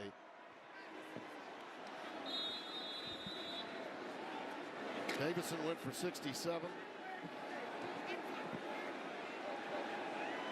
Earlier, Noah Whittington's in the backfield. High snap to Thomas. Brock decides to tuck it and slide. Pretty smart move by the young quarterback. He's really composed out there, isn't he? Yeah, I mean, and you got to think, this is difficult. Coming into the game in these conditions, in a game where maybe you thought you would be up big, but you're not, right? The Wisconsin defense continues to play tough, and the rain is coming down. I don't think there's a quarterback watching this that is envying the position of either of these quarterbacks. Gotta hand it to the majority of this crowd. They've hung in there, clearly waiting for Otis Day and the Knights, and shout between the third and fourth quarter. Whittington wrapped up behind the line. There's still a lot of get after it within the Wisconsin Badgers mindset. Sebastian Cheeks and JVR Suggs, 15 and 31, collaborate. Yeah, just watch the middle of this play. Number 31 Suggs does a really nice job of getting off the ball and just finding his way through to make sure that run is stopped immediately. Well, regardless of the outcome of this game, and it may be 15 quarters, right? But by the end, for Wisconsin not scoring at all, this Wisconsin defense has sent a message as to where this program is. Thomas, that ball is tipped, and it's Moore on the receiving end. There's an example of when it's going bad. The Badgers had a chance at a pick. Emilio Agard had a chance at a pick. Instead, it's tipped and received by DeCorian Moore. And this usually doesn't happen, Tim. The tips and overthrows usually go the wrong way, but how about the awareness of number 1 in black, DeCorian Moore, the true freshman who's been exceptional all season with this heads-up, good hands type of play. You see the reaction by Agard, but also Darrell Peterson is trailing the play like, really? We're going to see that again? Problems with the handle on the high snap, and Thomas is tumbling down. Back at the 43. That almost happened to him a couple of plays ago. Aaron Witt got on top of him. Yeah, and loss of 9. Tim, Josh R. Sims, he said it's raining as hard as it's rained all day. His eyes are on the ball, but it just slips right through. In a normal conditions, he would make that catch and that play will be fine, but ball security has to be at a premium because just like you said, Wisconsin needs to get a turnover. That's the way you allow them back in this game if you're Oregon. I mean, at this stage, the Badgers defense is probably thinking, we need a turnover and maybe we even need to score for our team at this stage of the season. Davison trying to navigate his way, cutting it back up on what looked to be a stretch play early, and then he cut it back. He gets it to the 40-yard line of Wisconsin. In this 3rd and extra long with the rain coming down extremely hard, the only throws that I would expect from Oregon is a screen. So if you're Wisconsin, you have to be weary of that and understand, don't go rushing at the quarterback recklessly. Understand that there could be a rat that you have to make sure you stop any screen play that could happen.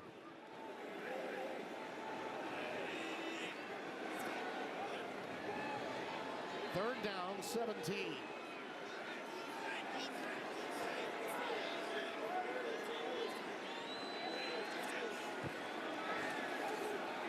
Thomas, shallow cross to DeCorian Moore.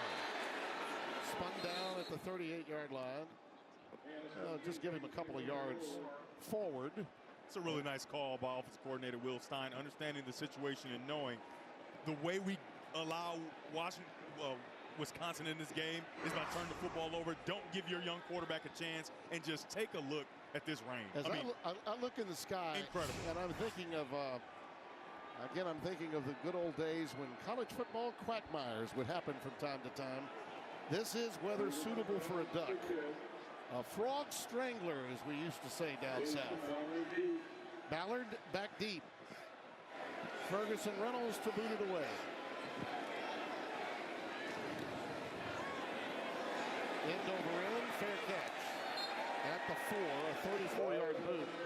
Very effective for Ferguson. A torrential downpour, 14-0. Remember, this Wisconsin team gave the Ducks as a #1 team all they wanted in Madison, leading by 7 in the 4th quarter.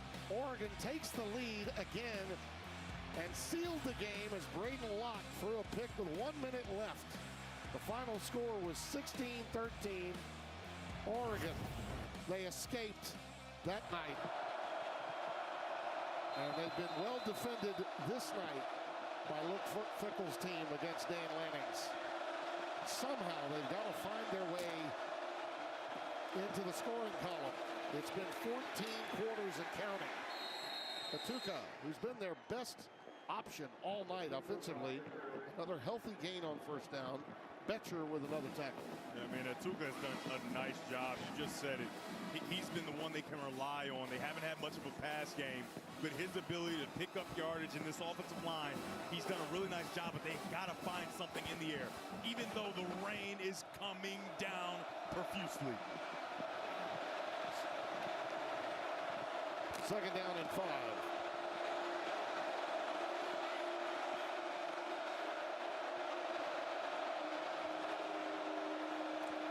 Extra tight ends and a Tuca. Nothing doing. Nowhere to go. Nowhere to hide. It's a fired up defense now. Devin Jackson, the linebacker, junior out of Omaha, Nebraska, leading the charge. In normal conditions with no rain, they trust their back end. They trust their back end in man coverage. They trust their safeties to be disciplined.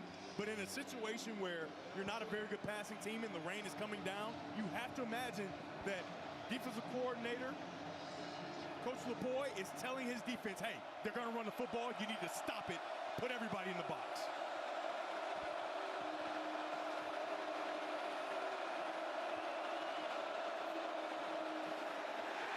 Ball's on the ground, recovered by Wisconsin. A lot of activity there, and Betcher knocked it free. Davis Heinzen got on top of it, the center, to save the day. They're going to run the football, everybody in the box, and now the ball is out. A great form tackle by number 28, Bryce Betcher.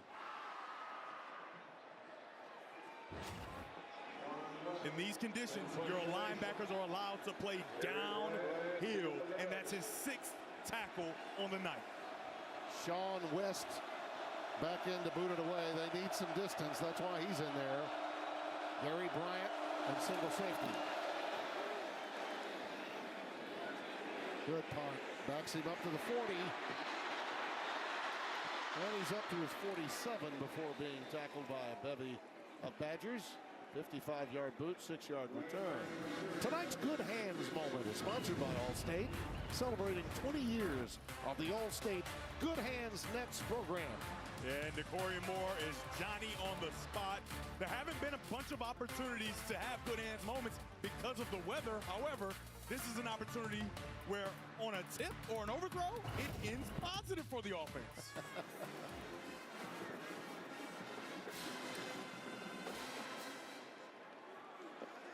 What an opportunity here, even though it's in horrendous conditions for young Brock Thomas. Yeah.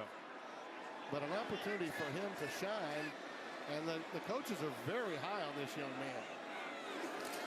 Quick pitch towards the field to Whittington. And some good defensive reaction from Ricardo Hallman, number 2. He was able to spring that one out, holding to just a yard, setting the edge. If you're Oregon, the one thing going through your mind right now has to be ball security. You cannot give the football back, whether it be a fumble or an interception. You got to make sure you protect it at all costs, because Wisconsin has not just, they haven't shown the ability on offense to move the ball down the field, right? So if you were to just run the football and punt for the rest of this game, you think you'd be in good shape.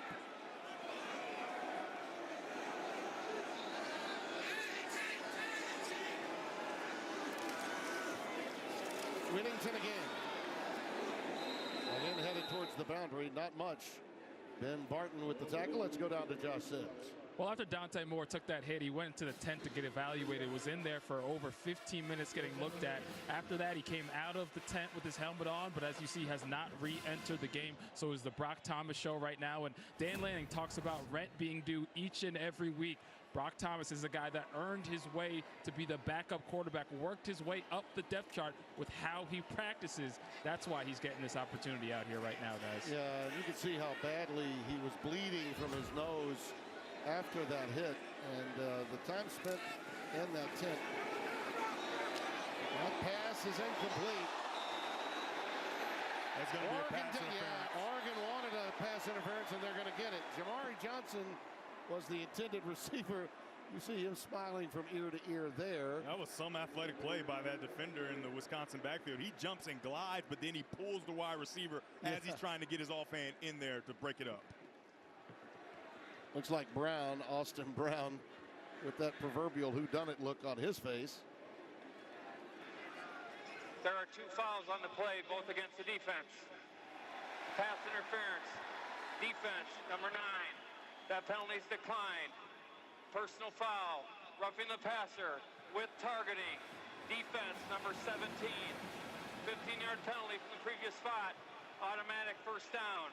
The targeting portion of this foul is under further review. Yeah, Daryl Peterson, and this is really bad news for Wisconsin.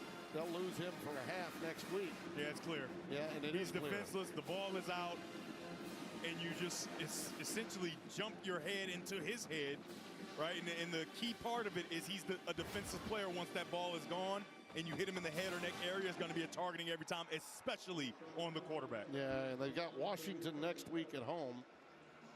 And given the level of losses, severe losses of personnel on defense, they can really ill afford losing one of their few veterans in their back end from that linebacking core. They're playing a lot of freshmen as we speak.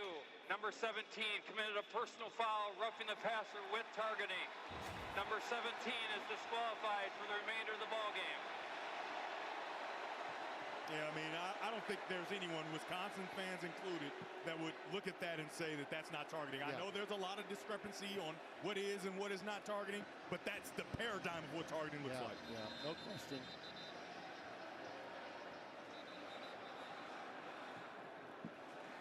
There are some issues, clearly, that have to be addressed with officiating and particularly with targeting in the offseason. They tweak it a little, it seems, every year. Yeah, they're trying. They're trying. But the safety of the player still remains a constant. And whether Peterson got caught up in the moment. Yeah, I mean, in either way, it's a bad football play. The ball is gone. You shouldn't hit him anyway. No doubt. But then you hit him up high. You have to suffer the consequences. Jordan Davison back in. He's made a lot of things happen. He and Hill in there together. This is Hill.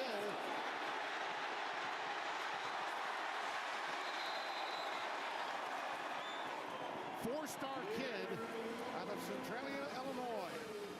Big-time talent. Run down by Matthew Young. Say it now, baby. Say you will. Say you will. Oh, give me some dancing bears. Give me some ducks. We open the fourth quarter. Jordan Davison. Jordan Davison down to the 1. Mason Posa runs him down. Jordan Davison has done a really nice job of giving this crowd something to shout about. And he tries to get in the end zone there again and sets his offense up nicely. I got to give it to the crowd. We got a few empties now, but they're filing up. They wait until shout is done. Now, more are hitting the gates now after they've done shout, but they want to hang at least until shout is played. From the 1, out of the eye, Davison dots it. Play fake. Wide open, and look who caught it. And it was almost dropped. And give me a little something afterwards, will you?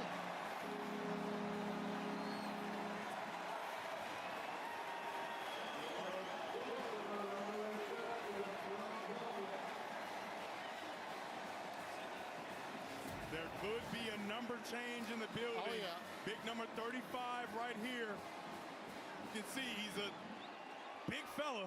That's Janoris Wilson, the offensive lineman who changed from 78 to 35 on special teams.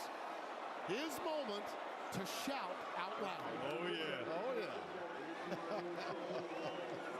And he had a little something for us once he got to pay her. See, he has to let us know that he's changing it. College Towns. By the way, Janoris Wilson has tasted the end zone before. On a very similar play, he did the same thing a year ago. There he is, getting that uniform back on to the proper number. You old trickster, you good-for-nothing swindler. It's a team effort up here.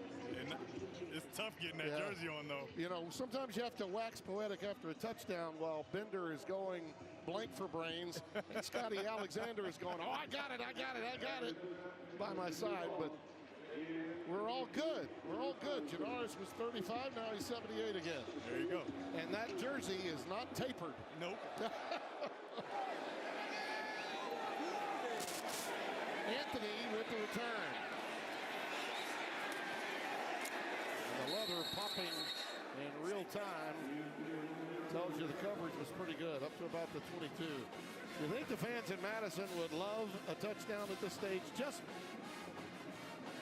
give them a touchdown. 14 straight quarters without a TD, working on their 15th right now. And they're some of the best fans in college football. I love going to Camp Randall. Love being in Madison. Some of my old friends, some of my best friends in media went to school in Madison.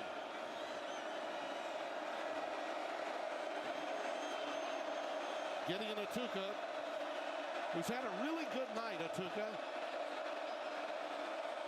Here's the setback. He goes in motion now on first down. Blitz coming. Pass knocked away, incomplete. Bryce Betcher, who's been fantastic, especially in the third quarter, knocks that one away from Tretch Kekahuna. Yeah, he always does a really nice job in the run game, but in the pass game, I think he's underappreciated.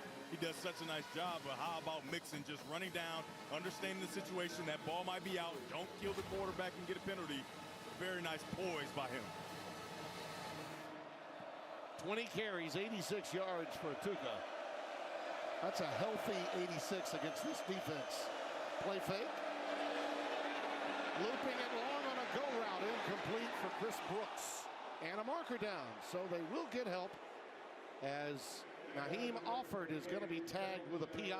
Yeah, another talented true freshman that gets his opportunity. Pass interference, defense number 14. 15-yard penalty, automatic, first down. And you're going to be able to see he's in good position. He's running, but then he starts to get hands-on. With hands-on, even though he's looking at the football, and that football being in the air, they're going to get pass interference every time. But this is another freshman that they really like.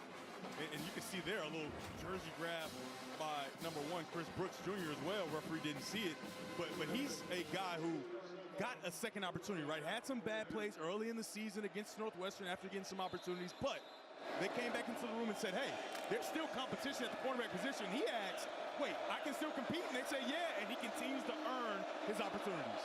Now, Simmons was 1 for 13 for 12 yards before that bailout. They got the first down. And here is Kekahuna, who's one of the playmakers. They've lost so many of them, but Jeff Grimes talked to us about the need to get Anthony and to get Kekahuna the football whenever possible.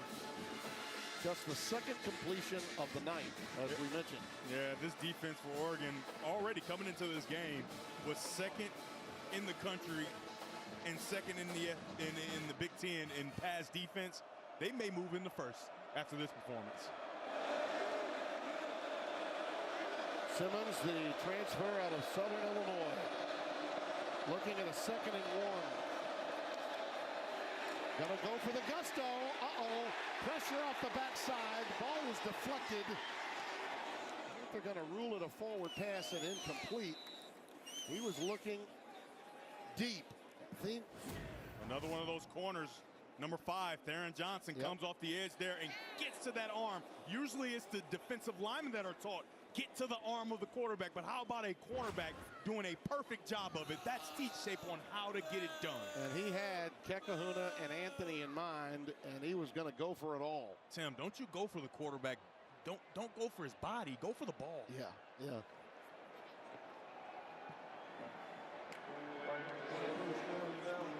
Looks as though they may have, they're going to say it's first down. Yeah, they ruled it an incompletion. First down. Wait. Ball is at the 47-yard line. Tim, they called that a fumble. They did. I think moved it is. The chains. And recovered for. How about stumbling forward? Yeah, I'm amazed at that. I'm amazed that wasn't an incompletion. Well, they gave him a first down, and that kind of shocked us. Let's take a look. No control with the arm going forward. That's a fumble. Okay. And so you just trip up the stairs. Well, the reaction of the offensive lineman should have told you. And by the way, credit 74 again. Yeah, Heinzen, that's twice he's come up with fumble recoveries to save the day. One was on the doorstep of the end zone. His end zone. And a timeout taken by Oregon. Timeout, Oregon. Their first of the half. Full media. Not rain tonight at Onside Stadium. Just about to rain.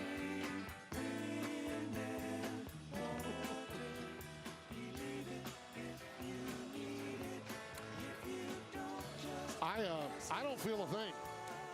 I mean, I don't feel a thing. I don't know about you, but I don't feel a thing. I've got to be honest, Tim. I don't think it's raining, honestly. I mean, I feel fine. I don't think they feel anything either, by the way. See? Yeah. I told you it's not raining. Yeah. Well, the good news for them is it's not November, so it's not as cold as it is wet. Grover Bortolotti has come into the game, number 43. As we continue to go down the depth chart of the Wisconsin Badgers running game. It was officially a sack, fumble, recovery by the offense for first down, and Bortolotti has one go right through his hands, and it's 3rd down and 11. Bortolotti, graduate senior out of Whitefish Bay, Wisconsin, has a brother on the team. Spends a lot of time on special teams. It's a really nice play. You got a corner blitz off the edge there. Number 14, Naheem Alford, getting to the quarterback, punishing him legally. 3rd down 11. Getting anything going in the passing game has been virtually impossible. They need the impossible here. 3rd and 11. Simmons out pattern, caught well short of the necessary yardage to Lance Mason, but given the circumstances, you got to believe it's 4-down territory after a gain of 8, 4th and 3.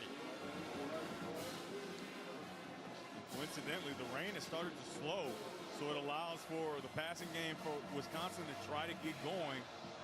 And it's important because on this 4th down, you're probably going to have to go to the air, I would believe. In a wet ball and rain coming down are less than ideal situations. What is your can't miss 4-yard 4th down play? Atuka has been the answer most of the night, and it looks like we're going to get a timeout by Wisconsin. Timeout, Wisconsin.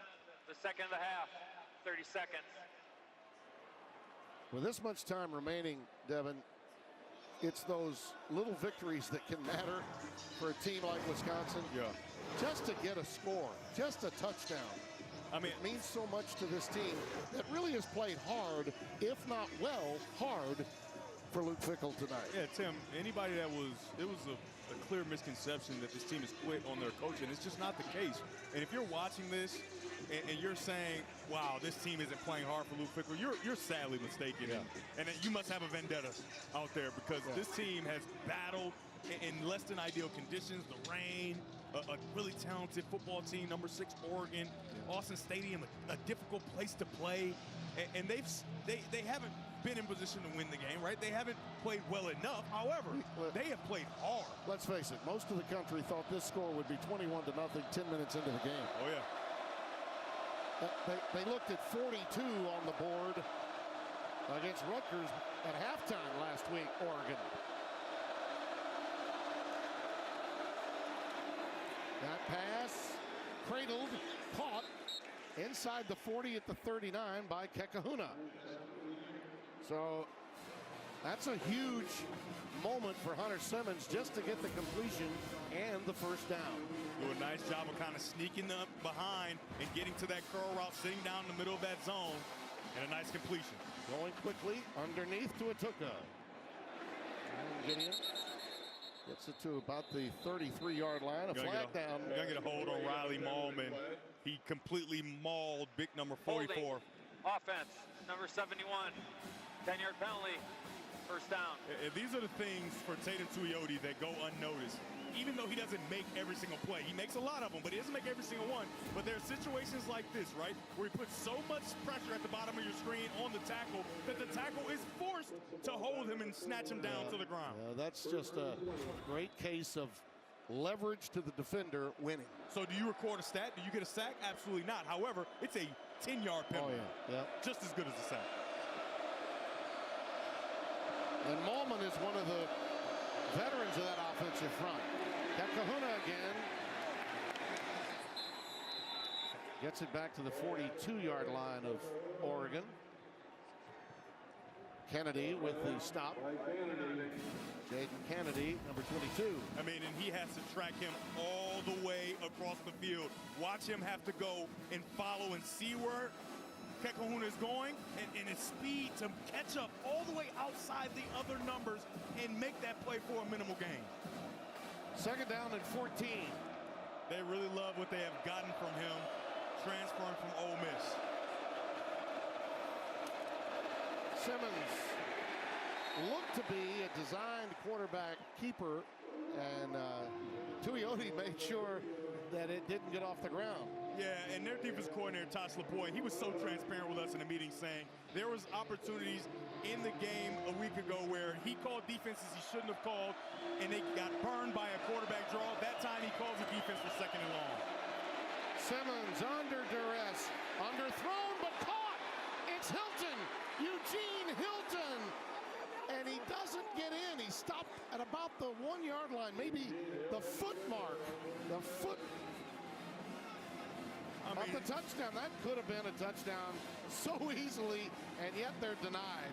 Simmons throws up a prayer, and it is answered. A great adjustment to put this ball inside the 5. Yeah, the ball being underthrown really played a role, and you got to give Eugene Hilton credit. Timeout, Oregon, their second and a half, 30 seconds. The freshman from Zionsville, Indiana, his first grab of the night, but a highly thought of 4-star prospect. Yeah, you're going to see Simmons here under the duress. He's dropping back. He says he's down there somewhere. Let's see what we can do. Lets it fly, and then the ability to see the football in the air. If your receiver sees it first, he can make a play on it. What a nice job. Yeah, that's into triple coverage. Thiedemann fell down. He got tied up. I mean, he was in perfect position, Yeah. but the underthrown ball is a safety or defensive back's worst enemy. You're in perfect position. The ball is underthrown. You run right past it, and it's a catch for Hilton Jr.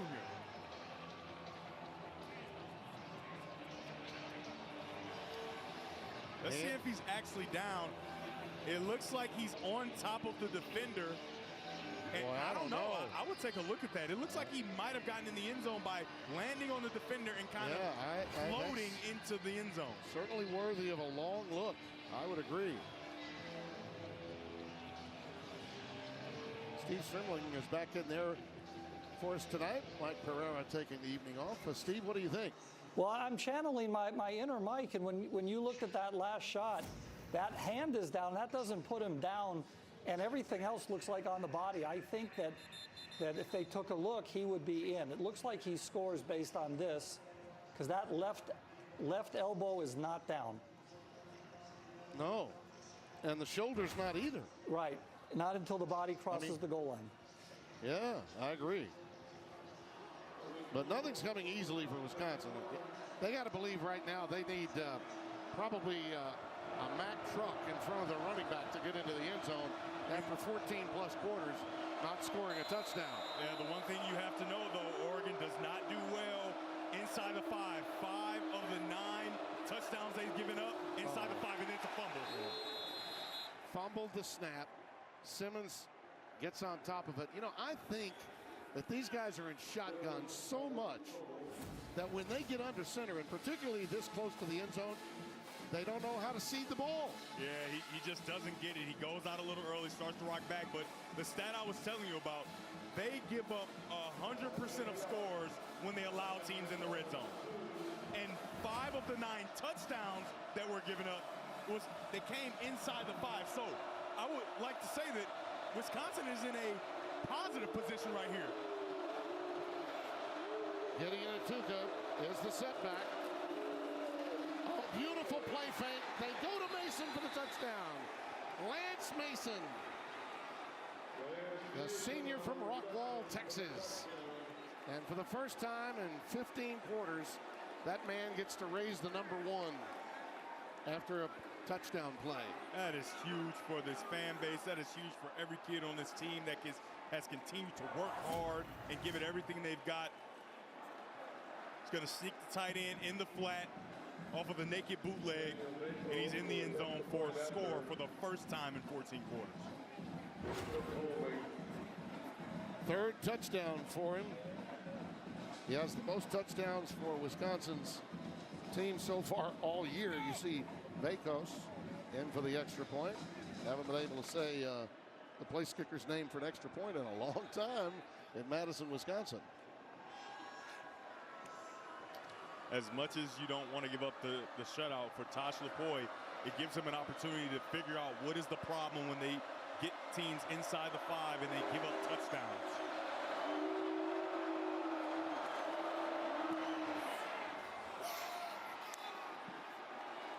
So it's become a 2-score game with just under 8 down, 2 touchdowns. That's a first touchdown. 3 hours, 45 minutes, and 13 seconds of game time. And I'm going to give the Badgers fan base some love. By the way, that, my friend, it's a naked duck. That's a naked duck. What? Yeah. Put some clothes on. Well, it's a good thing we're on cable tonight, because if we were on Fox over the air, we'd have to be making all kinds of apologies. Let's go down to Josh Sims. Josh? Well, Timmy B, the saying goes, it never rains in Autzen, an expression popularized by Oregon PA announcer Don Essig back in 1990. Well, we know that not to be true, given how much it's rained here tonight. But for Essig and this Oregon team, it's more of a state of mind. It is not a forecast that whenever you come to a game here, it is sunny, it is great Oregon Ducks football. That's why he says it before every game, regardless of the weather. It's been raining all night, though, guys. It rains in Autzen. Yeah. I don't know what Josh is talking about. I haven't felt a drop of rain. Nor have I, by the way. Thank you. Our trooper down there on the field, getting all the stories, making sure that he battles. He's hydroplaning from one sideline to the other. Oh, yeah. First down, Oregon. Thomas remains in at quarterback for the injured Dante Moore. There will be some speculation, I'm sure, after this game about the severity of Dante Moore's injury when he left the game. My guess, and again, it's just a guess. I don't play a doctor, not even on TV, but my guess is the game being well in hand, the way that it was, why not give this young man the opportunity in a game like this? Yeah, I don't see why you don't have an opportunity for a young guy. Like you said, we don't know the severity of the injury, but even though this is only a 2-score game, right? This game's not over. That's right. It does feel like Oregon has been in control, especially defensively. Jordan Davison has gotten yardage in bunches. Another problem with the snap. Davison does get it late, and he takes off again. As I mentioned, he gets them in bunches, and that's another example of it. Austin Brown with the tackle. It's just so cool to see a true freshman play the way Davison has played tonight. You love to see that in college football. These young guys come in prepared to play, and more importantly, you get an opportunity to play. And there are some true freshmen on the other sideline. Mason Posa, Cooper Catalano. I mean, you are getting an opportunity to play on a big stage, and you're performing. That is special for their families and especially for them. Well, 15 carries, 94 yards, 2 touchdowns for Davison. Had a big game.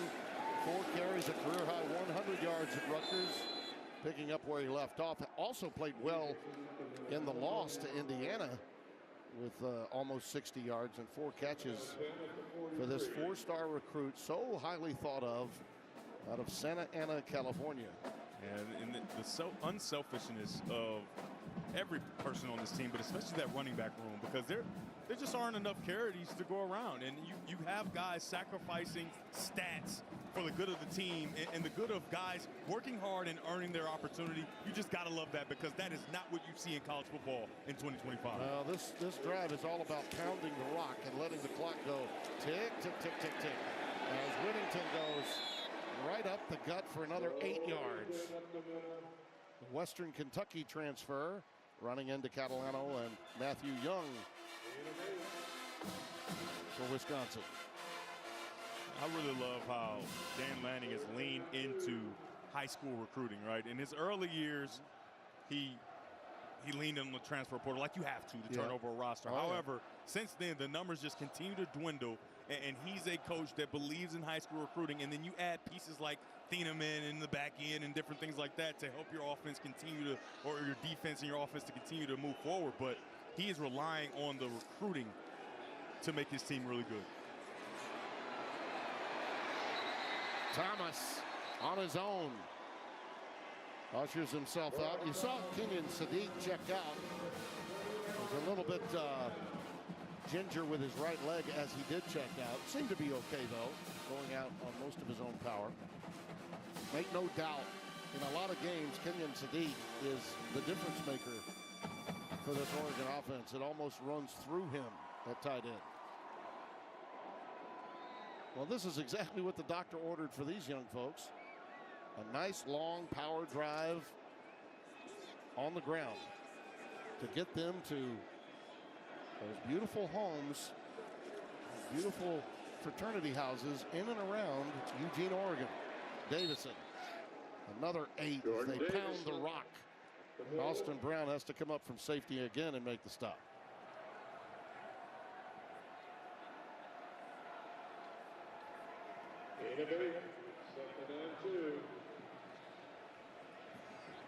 Although most of this game has just been on the ground for the young quarterback, Brock Thomas, it's impressive to see him just understand the situation, know that you essentially just stay out of the way, well, right? Yeah, and he's had some bad snaps that he's sure had to deal with in these conditions. I think he's done a really nice job of proving that he can be trusted if Dante Moore is not able to go. When he's had to throw it, he's thrown it well. Yeah. Davison burrows ahead. Late flag comes in at the 31-yard line. You know, you think back with Holding, offense, number 9, 10-yard penalty, second down. think back to the history of this program. We touched on it at the beginning. You see the holding call going against Johnson, but Mike Bellotti had an incredible career here for 14 years. Got him on the precipice of a national championship, and then Chip Kelly got them to a national championship game.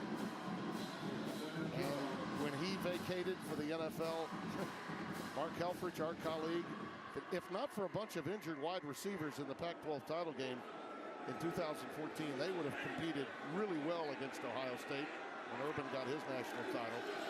You can make a case, as Thomas keeps it and stays in bound, you can make a case that this is the best program over the last, going even back to Rich Brooks's days, all right? For maybe 30 years out west, to be very close to a national championship and yet not get over the hump. I mean, they've done everything here but win it all. Yeah, really. They've had a Heisman Trophy winner, you know, and like you said, they've done everything but get over that hump. And Coach Dan Lanning thinks that he has the team that can possibly do that, and they're ever improving. You don't want to be a finished product in the middle of the season or the beginning of the season. You want to have opportunities to continue to improve, and I think that's what you see with this Oregon football team. Today, they prove how tough they are in the run game. Thomas showing his resourcefulness, but a great tackle in space by Ben Barton. Shoestring variety. Knocks him back at the 46-yard line.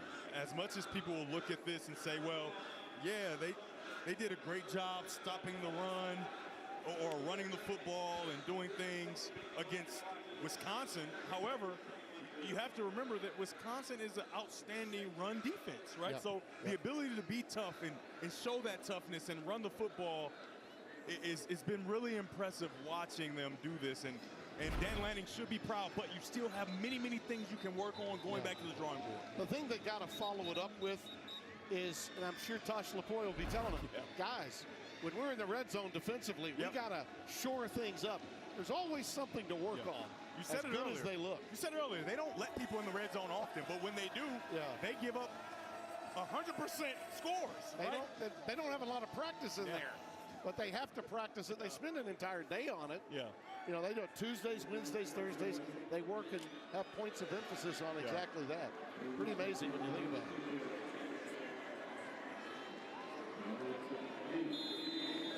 Ducks will punt it away. Ferguson Reynolds to get it off. Uh-oh, a fake and a marker's down. And it is taken in for the touchdown, Roger Salamanca. But hold everything. Hold everything. Holding, kicking team, number 10, 10-yard penalty, fourth down. Well, that spoiled a lot of fun for the fans here and for the Oregon sidelines.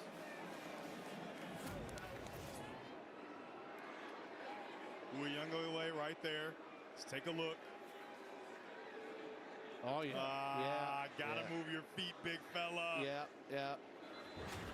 What a nice throw. Nice form Yeah. by the punter. Well, let me also say, let me also say that Wisconsin, you give a little bit of credit because of the theatrics of Wisconsin's defender after being held. He made sure the officials knew it. Oh, yeah. I trust this will probably be a punt. But nothing good happens on a re-kick. Yeah. I can tell you that. That was Bortolotti, by the way, 43, the running back on special teams that sort of threw his body back after he was being held. Another penalty flag down after a 41-yard boot this time. And that's a disgusted Ferguson Reynolds after throwing a strike. Yeah.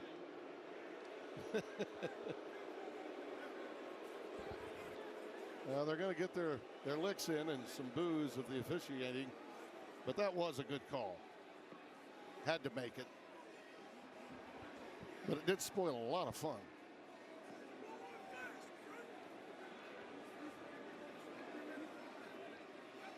Illegal formation. Defense covering the snapper. That penalty's declined. The result of the play is first down, Wisconsin. Monday, it's game 3 of the World.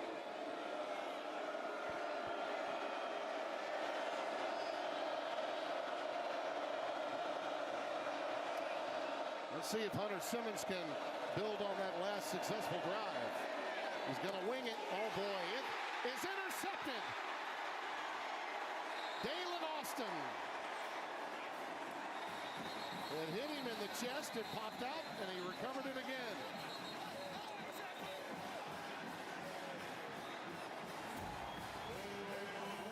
Another one of these homegrown Ducks came to Oregon, is still at Oregon, and he makes a play for the defense.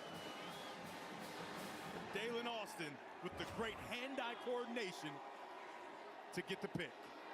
Excessive celebration is likely this call. Flag is down on the field. We'll have to see.